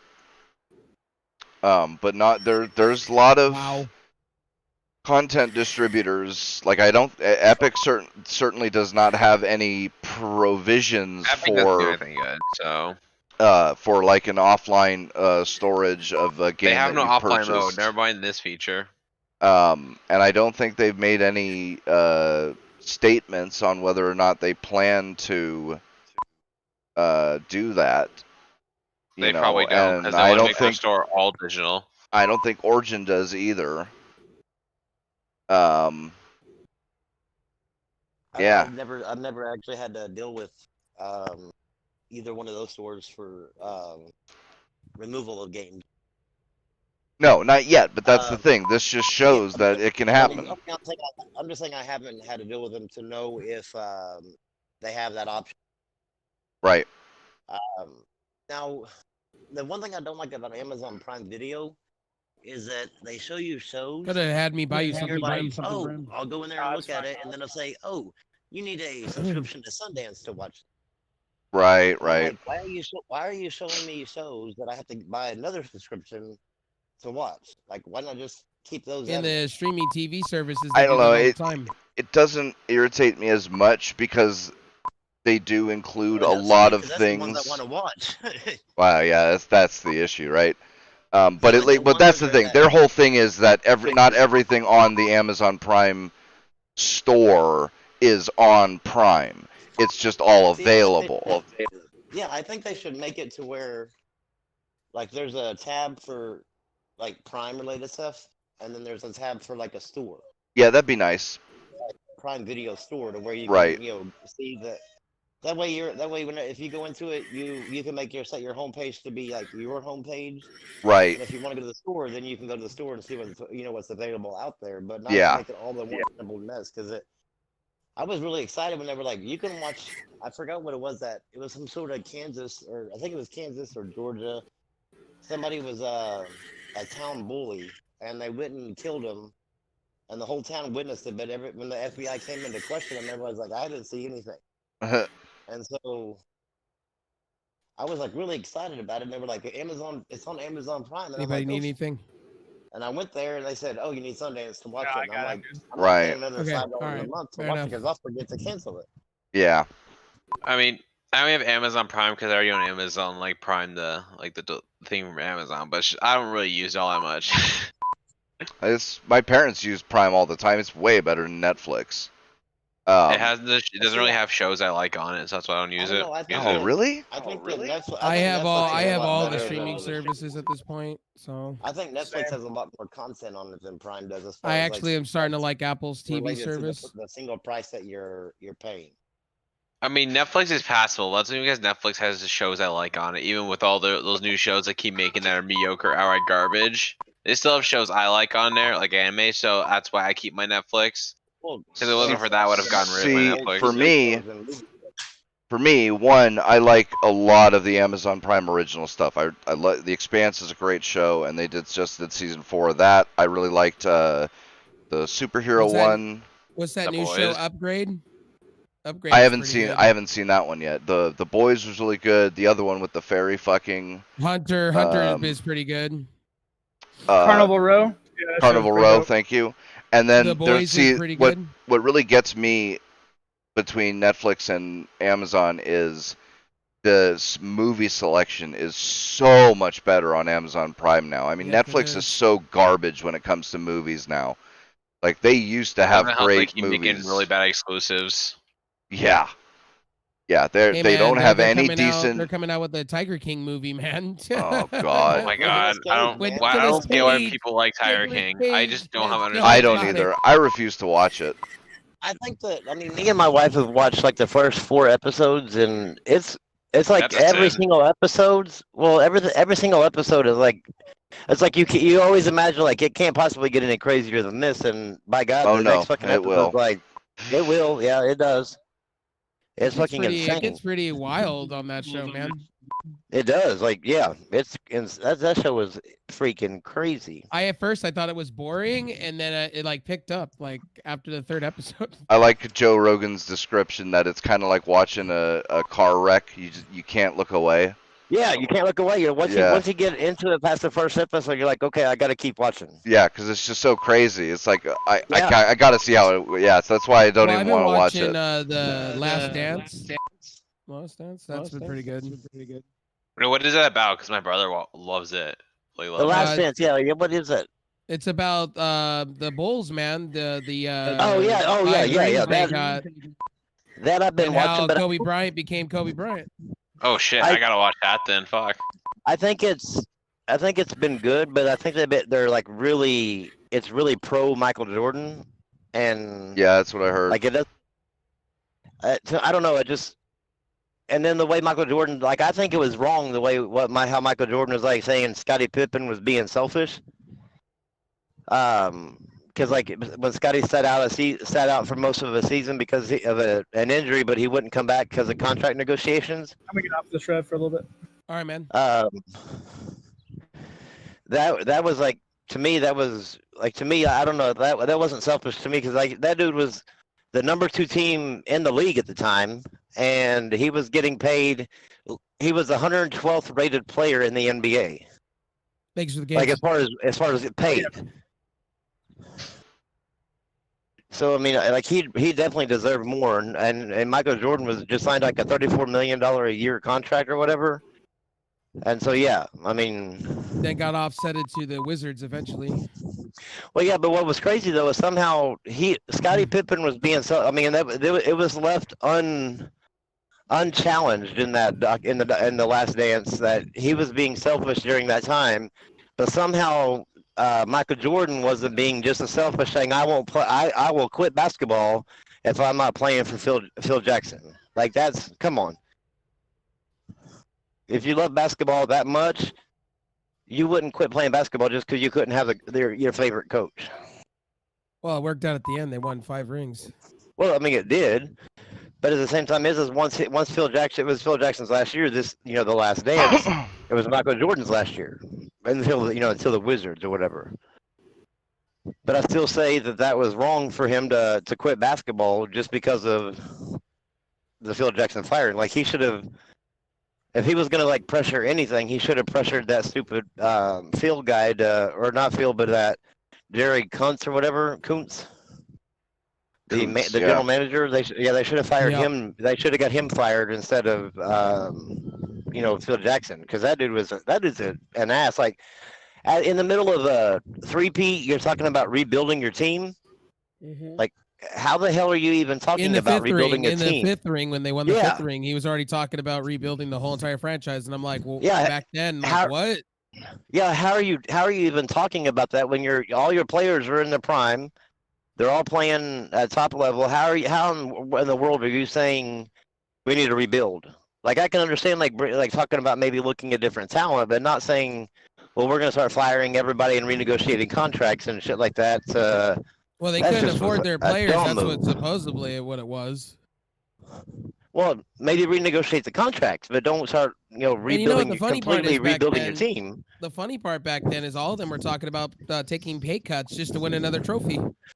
Yeah. Well, I mean, they even brought in like Rodman and stuff like that at a lower fee just to basically win another trophy. Now, I think Jordan would have stuck around and Phil Jackson would have stuck around for a pay cut. Yep. Because they were all on top of their game, and they were like the team to beat. I don't understand.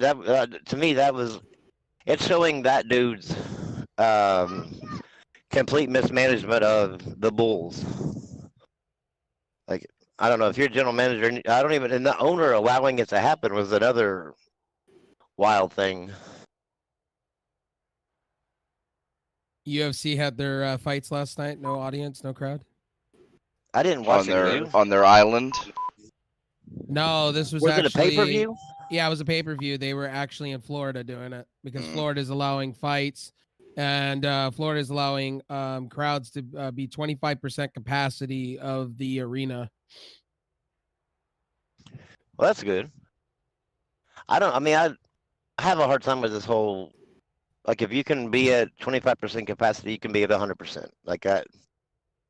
Especially if you like look at Walmart and you look at like the malls when you're walking in, the only thing separating, I mean, they were herding everybody through a single set of doors, and the only thing separating you at, like, say Walmart is a line of baskets in between. That's not really going to stop it from spreading. So it's not like, I mean, if you can do this, the one thing is for Jesse, because it's like Walmarts and stuff are one thing, but when it comes to like arenas, you can have. Well, you're sitting shoulder to shoulder. Well, not just that, but if, say you get, arena with 100,000 people in it, all it takes is a few dozen people that have it, and like half that arena can end up with it. And what they're trying to avoid isn't so much, the spread of it, because that's inevitable even if the arena was shut down permanently. What they're trying to avoid is the spike in hospital exactly, because if you get several thousand people all at once from an arena like that, I mean, that's doesn't matter how many hospitals you have, that's going to overwhelm it. But even with with Walmart, even if one guy gives it to everybody in that Walmart, it's only a couple hundred people. I mean, it's it's bad, but it's not going to overwhelm every hospital in the area. What? So, well, the NFL's already talking about how they're going to do it. Sorry, Brimstone, go for it. My bad. No, that's all good. I was just going to say the only thing I'm worried about out of all this is like, let's say the coronies, or you want to call it C, whatever. Don't say the C word. Commeasles. Let's say like The it finally dies down. It finally dies down, right? Okay. But people are so used to practicing their sanitary practices, right? I'm sure a lot of people are going to get obsessive compulsive disorders off of this so badly to the point that, you know, you're going to be smelling sanitizer for the rest of your life, kind of shit, right? Yeah. The thing I'm worried about. Here's the thing. This is what I'm worried about. I'm not saying by any means we should all go back to the way things were. I'm never going to say that because I disagree with that. Wash your hands, people. But there is one thing that's worrying, and that is, say 5 years from now, we're so used to being so clean. Pretty soon we're going to be shutting the country down for a basic cold because our immunity is a fucking been shit because we've been so clean. You know what I mean? And that's been known to happen with doctors, nurses. Right. They get random illnesses that can literally kill them just by operating on somebody. And that's because they're always in a clean and sterile environment. And that's a little worrying to me. That's also the reason why I say everything should go back to the way it was, is because like there should be no new normal, because like if you have a new normal, then you're with these masks and these, constantly washing your hands and saying, you're like degrading your immune system. You are. And to me, like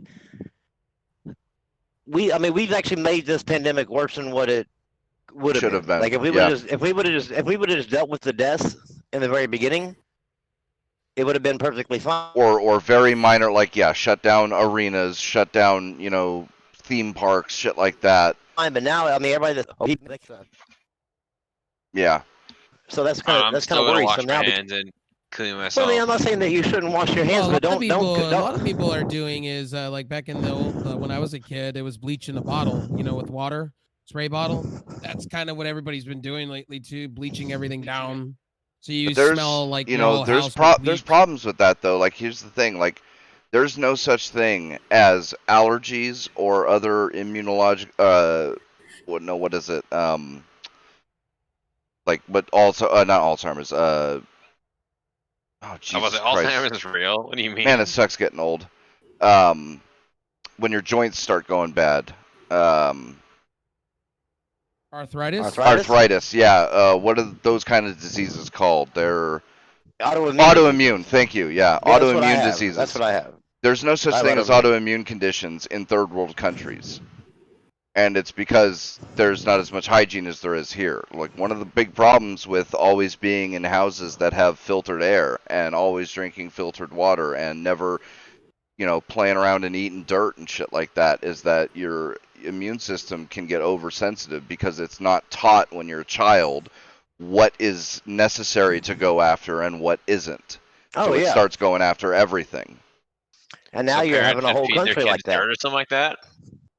I mean, feed them dirt. there's a good case to be made that when you're a kid doing things like eating dirt and playing around in the mud and shit like that is healthy for your immune system in the long run. Yeah, but who's stopping their kids from eating dirt?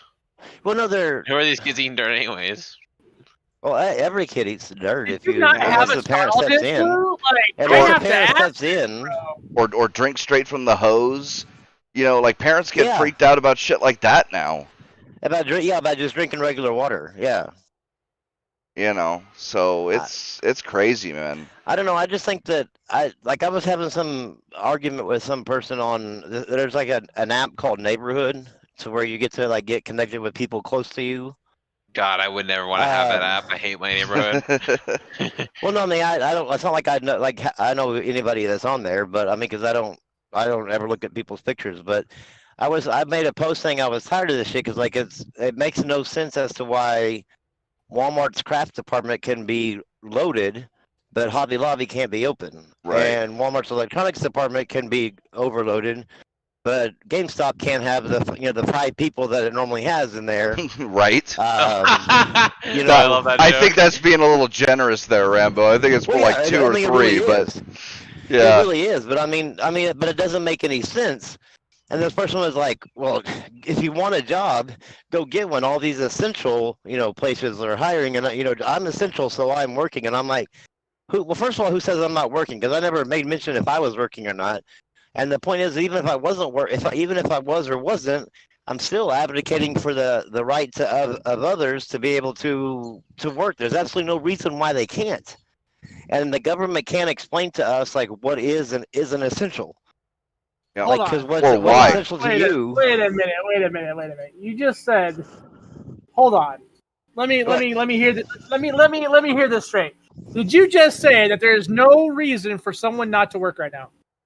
No, there's no reason for anybody not to work right now. Okay, sure. All right. I'll let you. You know what? I'm not even getting it. Yep. You know what? I'll let you believe that. Go ahead.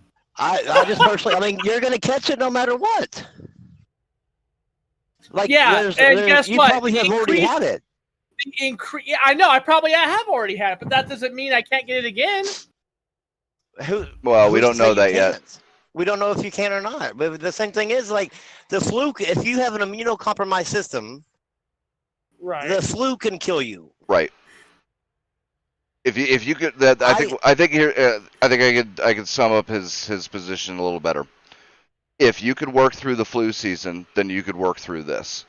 Yes, and I'm not saying that the flu is that this is more dangerous or less dangerous than the flu or whatever, but the flu can kill you, pneumonia can kill you, this can kill you. Like, here's driving down the fucking road can kill you. But here's the difference between all of what your points are trying to be.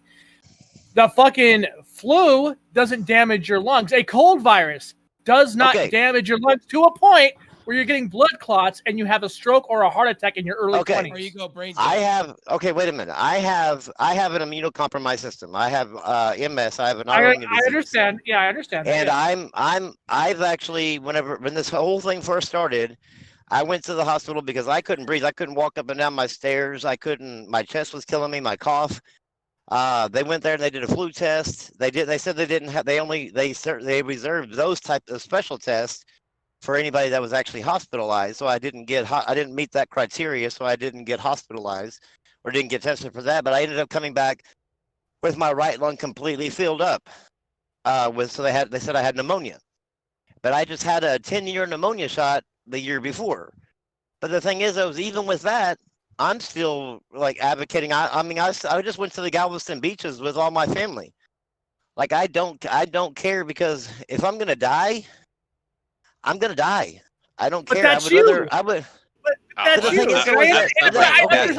thing is, hey, but I know, I get that, Brim. What I'm saying though is, if you're saying that, then you as a person, I'm not saying you individually. I understand. You as a person, that if you're scared, you have that right to stay home. But that doesn't mean because you're scared of it that I should have to stay home. No, it's not that. No, I'm not scared, you. okay? Not you. I'm just saying the people. Right. Okay. Yeah. The right should go both ways. It's not that there's literally no reason for any particular person to stay home, because obviously there is. Well, the way he said it, it made it sound like that. Fine, so I'm sorry, yeah, fair enough. Yeah. You kind of came off that way, and I was like, "Excuse me." I'm just saying that every business should be allowed to be open. Yeah. Every single business. Yeah, make the choice themselves. Never been a shutdown of businesses. I don't agree with that. Not every business should be open. Well, maybe not large gatherings like in an indoor arena or something like that. But anything related to like Frontier City or Six Flags and I've seen everything else. No, I don't agree with that. Why? Tell me this. What good does social distancing do? I just watched one of my stores down the street. Explain to me. Just a minute. What good does social distancing do at Walmart? Even if I stay 6 foot away from you, if you're shopping for groceries and you're looking, oh, this can of beans look good. Oh, well, never mind, I'm putting it back. And I walk by and go, oh man, I'm looking for some beans. And I grab that set of beans. I might have been 6 feet away from me, but guess what? Now I touch a surface that you touched, and now I got it. It doesn't do any good. Social distancing doesn't do any damn good. So my argument against this isn't so much as the infection rate, okay? During this time, driving on the road alone, I have almost been hit like 30 fucking times in just this week alone. Well, because half the essential workers are 16-year-olds. So that's probably how come you're almost hit by it. No, actually, you'd be surprised. They're all fucking 75 plus people that have no business on the road. Their family should be helping them. And you know, it's unfortunate to see it, but like I almost got hit over 30 times in this week alone. During last month's bullshit, I was almost hit almost 5 to 10 times every week I went out just to go grocery shopping. So like my argument towards it is less traffic on the road, the safer you'll be. That's just how I'm looking at it. I'm not looking at the yeah, but we could do that without this whole lockdown shit. I know everybody can shop. I get it. You could do it just simply with from the people who can work from home that are working from home right now. That continue as soon as this lockdown is over, and everybody else go back to work. Like just getting everybody who can work from home working at home would not only if you look at New York's death rate, and I'm using New York because they have like a high number of the bad it's a high population in general. Yeah, but they also have a high death rate from that thing. But if you look at their overall death rate from like last year to this year, almost all their auto fatalities, almost all their flu, almost all their heart attacks, almost all their cancer, everything dropped to almost zero. And so to me, all those things that are happening are being either counted as, the other that we can't name on YouTube anymore, or somebody magically came across, New York and said, no more cancer, no more heart attack. No, it is, and I'll tell you why. And it's unfortunate, but I can't even fault them for this. So, because of the lockdown, they have a financial incentive. Exactly, and the worst part is that because of the lockdown, hospitals aren't able to perform less than necessary services, which means they're not making enough money to keep their staff on, from firing them. And so the only recourse they have down here. Yeah, and the only recourse they have is to overcount the number of COVID measles deaths they have, so that they can get the extra money from the government, and that way they can keep their doctors and nurses and stuff on staff for when they do get patients. They have a financial incentive to lie, which is unfortunate because it's also a financial incentive for the news media to scare the shit out of the population. Exactly. This whole thing is feeding itself. Yeah, I mean, and what's funny is, like, if you mention, like, those doctors that YouTube took down, I don't know why, but apparently because they didn't agree with the World Health Organization. Right. But those doctors, and then also the study out of USC, the study out of New York, the study out of Michigan, that showed the infection rate being like 50 to 100 times higher than actually what it is, which dropped the mortality rate to very, very, very low.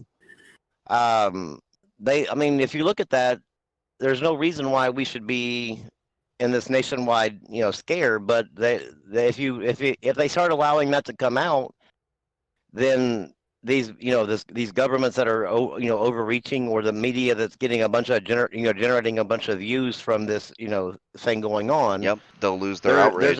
They'll lose their outrage clicks and their outrage views. Or their fearful views and stuff like that. They'll lose all that. So they all have an incentive to keep the fear going.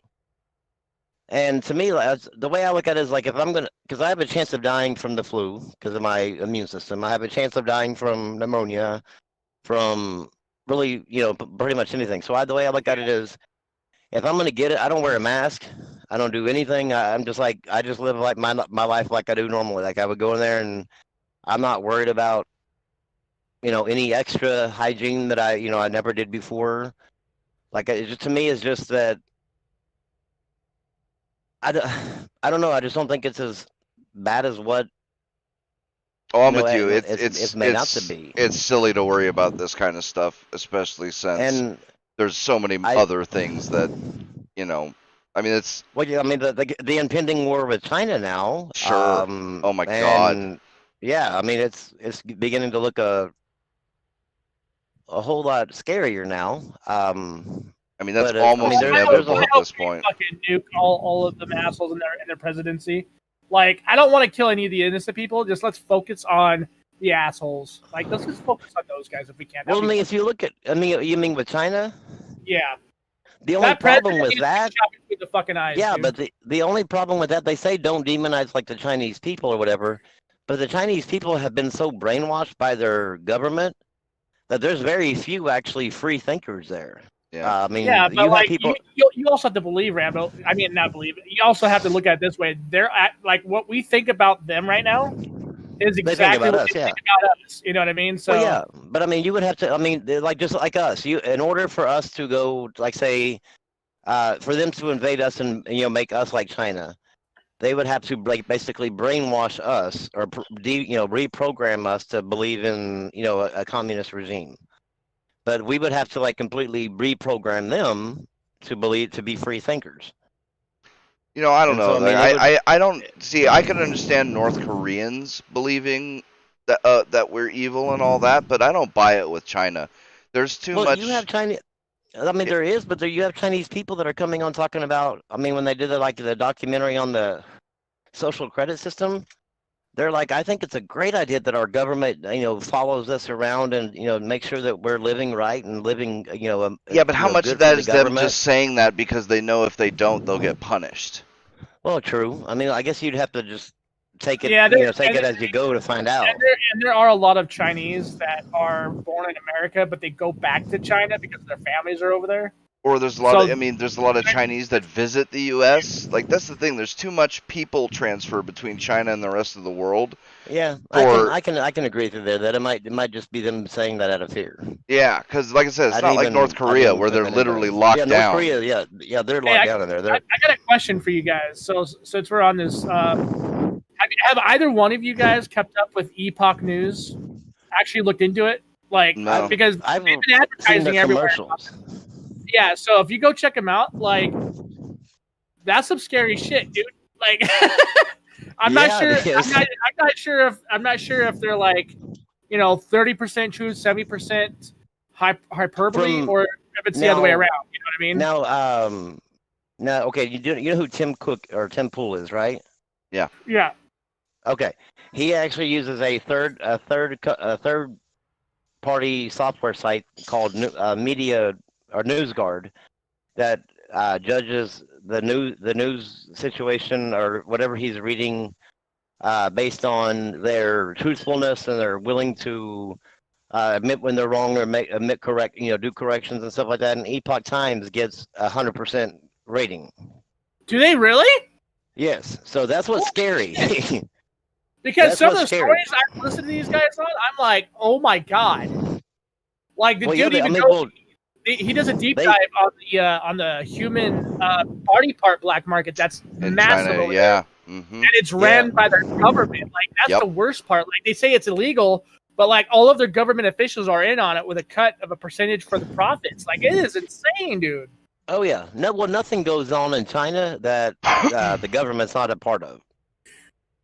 I mean, I guess there might be some under the table stuff. But well, the yeah, social black credit thing has made market it and almost that kind of impossible. stuff. But yeah, Well, the as social far as credit system has almost made it impossible. right, and certainly with any company, like if you have a corporation in China, you are required by Chinese law to forward any information they want to the Chinese government at any time.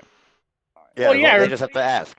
Well, remember in season 1 of our show here, we covered the Microsoft Office raid.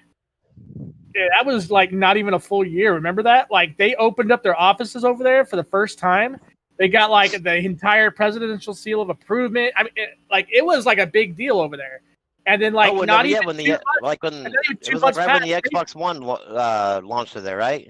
Yeah, and they Yeah. raided the shit out of their offices, and it's like I don't think their office is even open over there anymore because of all the shit that happened. No, I honestly think that PlayStation and Xbox quit even trying in China, like as far as having an actual facility there. I think they ship into there, but they don't. I don't think they have a facility there anymore. Either one of them because of that. Because Japan doesn't like China. Right. Oh yeah, they hate and, it. They've been hitting each other America, for- yeah, America and China really aren't the best of friends. And Europe so yeah, and, I Europe don't. and China I think don't that, even really get along. I think Who? the Europe. Oh, Europe yeah. and China. Yeah. I was gonna say though, like the only reason why I honestly believe that we get along with China is it's not our government, man. It's the people. Like we get along with a lot of Chinese people out here. They got families that literally run to this country in fear of their lives from their motherland. Like, I think I think that's where our bonds are. Our bonds are from that, not our government. Well, yeah, but I think that's also the corporate money that comes from there, like the Visa shit and the exchange programs and all that shit. Yeah. Yeah, and then also how like Disney, Right. and Disney and NFL or the NBA, they make so much money from China that's where a lot of the ties come from too, is the corporate relationships with China, because they can make like what they make when they release in China, they can make double like what they've made worldwide because of the amount of people that are just there. Yep, because fucking half the world's population's in China almost. Yeah, and money is definitely the root of all evil, and so it's such a crazy thing to think about, dude. Like when you think about like just a few years ago, we had expats over there like crazy. I was watching Serpensa for a long time, where he was praising the country. He loved it. He was there for 10 years. He said he felt more free in China than he ever did in America. And this is a South African, by the way. Like he was, he lived in the slums of that fucking country, and he made something. Feel that Huh? I don't know how anybody can feel free and. I watched his. Well, if you watch his vlogs, like from like a few years ago, like you could see he was like doing whatever he wanted, and nobody fucked with him. It hasn't been up until now that they've been harassing him. Like his local neighborhood that he was living in, people were trying to kill him, so he ended up like getting the fuck out right before they blocked off all transportation. Yeah. Like, that's crazy shit to think about, because the dude's got a family over there, dude. He's got a wife and a kid. And they were like, the cops were knocking on his door all the time, asking him about the videos he was uploading. It was bad, dude. It was really bad for him. So, like, for them to yeet the fuck out of it at the last second, like, he's lucky he got out of there, or he would have been fucking shot. Yeah, from what I understand, they're hunting down fucking expats now. Like, they're actually going and harassing Americans that live over there and anybody that's not Chinese. Well, yeah, I mean, they're like known for like being one of the most racist countries. So, and they hate anybody who does not fit the. The Chinese people that grow up there are easily controlled because they grow up in that lifestyle. But Americans or South Africans that migrate there are also maybe even influencing their Chinese bride to be free thinkers, and so therefore they don't want any sort of possibility of dissent. And so and Americans or South Africans or anything like that, they all pose a problem for the Chinese Communist Party to continue. Oh yeah, definitely, dude. Especially during a time like this. Right. Because they want to control the information. And what's crazy is Twitter. Like, Twitter's not even allowed in China. And they still cater to the Chinese government. It's really weird. That isn't, that's insane to me too, to think. I didn't even think about that. Yeah, you're right. Like, they're not even, the only people that you'll see that are Chinese or anybody from China, the only way they can even get on there is if they use a VPN.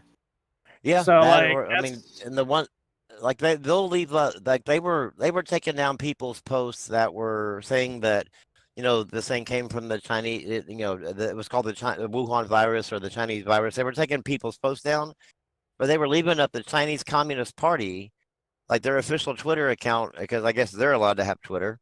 Right. But they were leaving their posts up, like blaming the U.S. military. But they were taking down the other one saying that was, harmful information or whatever, but leaving up the one that's blaming the U.S. from the Chinese Communist Party. I'm like going, how does this make sense? Why are you bowing to China? They don't even allow you in their country. Yeah. Like, how are you making any profit off this? How is this benefiting you? Maybe they're doing it to show, hey, look what we'll do. Allow us in your country. Maybe that's the only thing I have to think of. Yeah, I remember when the Winnie the Pooh meme was going around on Twitter. Oh man, yeah. Dude, like, accounts got completely wiped out. Yep. Off of that shit. It made no sense. Like, who cares? Like, if we make fun of a Chinese communist a little leader. bitch. Yeah. Yeah, he is. He is a bitch, dude. And the funny thing is, the guy always wants to try to come off as the good guy. And that's probably one of the things that pisses me off more and more about him, that when I like see his fucking press conferences, like the dude tries to come out as like a diplomat when the dude has been reported talking to other diplomats fucking about how much he can't stand America. Yeah. And like I'm just baffled that like people are still supporting that piece of shit. Like I'm not even saying he's a piece of shit because he hates America. I don't give a fuck what anybody thinks about our country. The thing that pisses me off is he single-handedly caused this issue to be much bigger than it needed to be. On purpose too, is what it looks like. On purpose. Crazy, definitely on purpose. What's even worse to me is that like you have all these activists here on Twitter or whatever, I guess, pretend activists, I guess, but they're so pissed off or so outraged that, so many kids were mowed down, at a school, or that somebody had the dares to speak out against Islam. But over there, they're actually harvesting organs from Muslims, and they're like, the Chinese people are, they're great. Yeah. There's no outrage, and Great I'm like, government. how was there no outrage with that? But there's outrage because I said Muhammad is gay. What? Like, how is that even remotely, a human rights problem? But harvesting organs is somehow okay. That's good. He's just looking out for his people, getting more organs. Or like the enslavement camps that are being ran by children, homeless Yeah. children that don't have homes. Like, what the fuck? And everybody thought that was fake. A lot of people were thinking, "Oh, that's just being over dramatic." Like, no, they've been doing this shit between Russia and China for years. Yep. The majority of the slaves that leave China that go to Russia are children. Dude, that is, oh my god, dude, it's so fucking annoying, bro. And you try to point this shit out to people, dude, and all they think is, "Oh, you're just being a conspiracy theorist." I'm like, no, there's documentation to prove it. Go Google it. It's not a conspiracy. It's the same thing with the organ harvesting. People call that a conspiracy theory. It's like, no, dude, there's been a lot of fucking investigation on this. The UN has called it out. Like, yeah. But did you hear about that guy in Georgia, that Ahmed Arbery? No, I didn't hear anything about it. Yeah, I heard about it. He was a black guy in Georgia, quote unquote, out for a jog. Somehow he was just out for a jog in khaki shorts and a long sleeve shirt, but that with a hammer. Beside the point. But he's actually seen on video walking into. If you look at from the outside, it looks like a home that's actually a home. It has like the walls on the outside, everything like that. But when you walk in, because he actually walked into this home that was being built, but it was finished on the outside. It was, mind you, you wouldn't know it was being built until you went on the inside and saw the inside was 2x4s. But he walked into there. I mean, I don't know if he stole something or not. Now I'm not saying the man deserved to lose his life. Right. But the guys that own the house, I guess somebody called the cops saying a guy was in the house. The guys that own the house, thought they had been broken into before. And they thought, okay, well, maybe this was the guy. So they went down there. This is their story, of course. They went down to find him, and they found the guy. They found the guy that met the description, running down the, in their neighborhood. So they stopped, and then I guess one got out with a shotgun, and a fight ensued, and he ended up getting shot and killed. Well, all the activists are something about this. Yeah. All the activists are saying, well, this guy was just out for a jog. These people hunted him down like a lynching, and I'm like, that's not even the case. I said he entered a dwelling, and somebody said, well, I enter construction sites all the time, and I'm like, well, you're the fucking idiot. You're the one disobeying the law. Well, the construction company should put it on the outside that you can't enter. And I'm like, dude, it's someone's fucking private property. Do I have to put a sign on my front door that says I do not allow you to come into my house? Like, under this state statute, I was like, it is a finished fucking house. Like, you do not have a right to walk. I mean, once there's studs on if it's just a slab, they wouldn't really do much. But once there's actually 2x4s up, it becomes it becomes a dwelling. And so it's like your ignorance of the law does not make it somebody else's responsibility to inform you of the law. I'm Right, I agree. like the dude. I was like, nobody's innocent here, like the black guy nor the white guys. But I still don't say that just because he went inside a person's house and then was away from the house that he should have lost his life. I mean, like that to me was kind of pointless. Well, and here's the thing, right? Because somebody down. Man, there is so. For one thing, everybody is fucking going off about the social justice warriors are just saying that these are KKK guys who just wanted to lynch a black guy, so they hunted him down and executed him. And it's like, yeah, I believe that one, but and then there's all sorts of other stuff. I've seen a couple of reports that this guy was a felon who once took a gun and tried to enter an elementary school. Well, I haven't seen that post yet. That report yet. But. And some other shit like that, and it's like, man, this just smells funny all over. Well, I think that it ended probably in manslaughter. It probably shouldn't have. It definitely should not have ended with somebody losing their life over entering somebody's home and being away from the home. Like it's not like you were. It's not like if I came home to my alarm going off, and then somebody said, well, a person, a Hispanic male wearing this was seen running away from your house, and I see the guy running, I don't have a right to go approach him with a gun at that point. So I do think that the guys were wrong on that. I don't think it was cold-blooded murder or, some sort of like, I hate you because you're black type of thing. But the people acting like this guy had every right to enter a dwelling, like even the news was writing that he was just surveying the property. Yeah, I'm I'm like, what? Like, you don't enter somebody else's house at all. Like that. Regardless if they can't just be throwing terms out like that. For someone to be like legally surveying, you first have to be licensed as being a surveyor. But I mean, not just that, you got to get permission from the property owner. I think that surveying, like, he was just there to look at it. Like that was it. Like, right. Yeah, and I'm then he should have looked at it from the outside. Like it didn't have any signs. I mean, the only sign of a construction site going on was there was a porta potty on the lawn. Other than that, the outside. Even if it was just the skeleton of a house or something, it's like you still don't just go on somebody's property. It's criminal trespass. No matter what. I mean, it's still even even if it is there's a whole crime. You guys ever wonder why this shit is never like this in Arizona? Because it's literally stated that people have the right to defend themselves out here. Yeah. You know what I mean? Like Georgia, like, dude, like that is what happens when you try to combine the two aspects of political correctness, both left and right, coming together. That like Georgia has been like the prime example. They are literally like the small California almost. Because they're run by left and right. Yeah. It's the worst small of California. both. Yeah. Yeah, you're trying to like Atlanta and stuff like that is mainly all the left, and then it's just it's a weird hodgepodge governance. Yeah. And if you try to look out for the left and the right, you're never going to especially the far left and the right. I think there's a good way to go about it, but like not the way they're doing it. You know what I mean? Right. Like I wouldn't say go full retard on both sides. I would say I would say balance it out, like what's reasonable, what's not reasonable.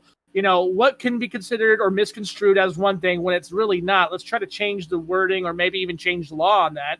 You know what I mean? Like just subtle changes. It doesn't need to be a massive change like what all these movements are trying to be. Like it just needs to be a little bit more focused on. That's all. That's the problem with these cities that are, I guess, with like whether it be like a city that's ran or the mayor and everything like that is like some sort of either big Republican or big Democrat, and then the state being ran by the opposite. That makes it difficult because like Texas. Texas is another good example, like where you have like Dallas and Houston and the big cities there are ran by largely Democrat people, but then the state is ran usually it goes red and it's usually ran by the right. But then you got like Shelley Luther, that woman that got jailed and was told to apologize to the government. Oh my God. for 7 days. 7 days in jail and a $7,000 fine because she Yeah, tried and to then- feed her and- fucking kids. And then in further down in Texas, they had police sting rings for people doing nails out of their home.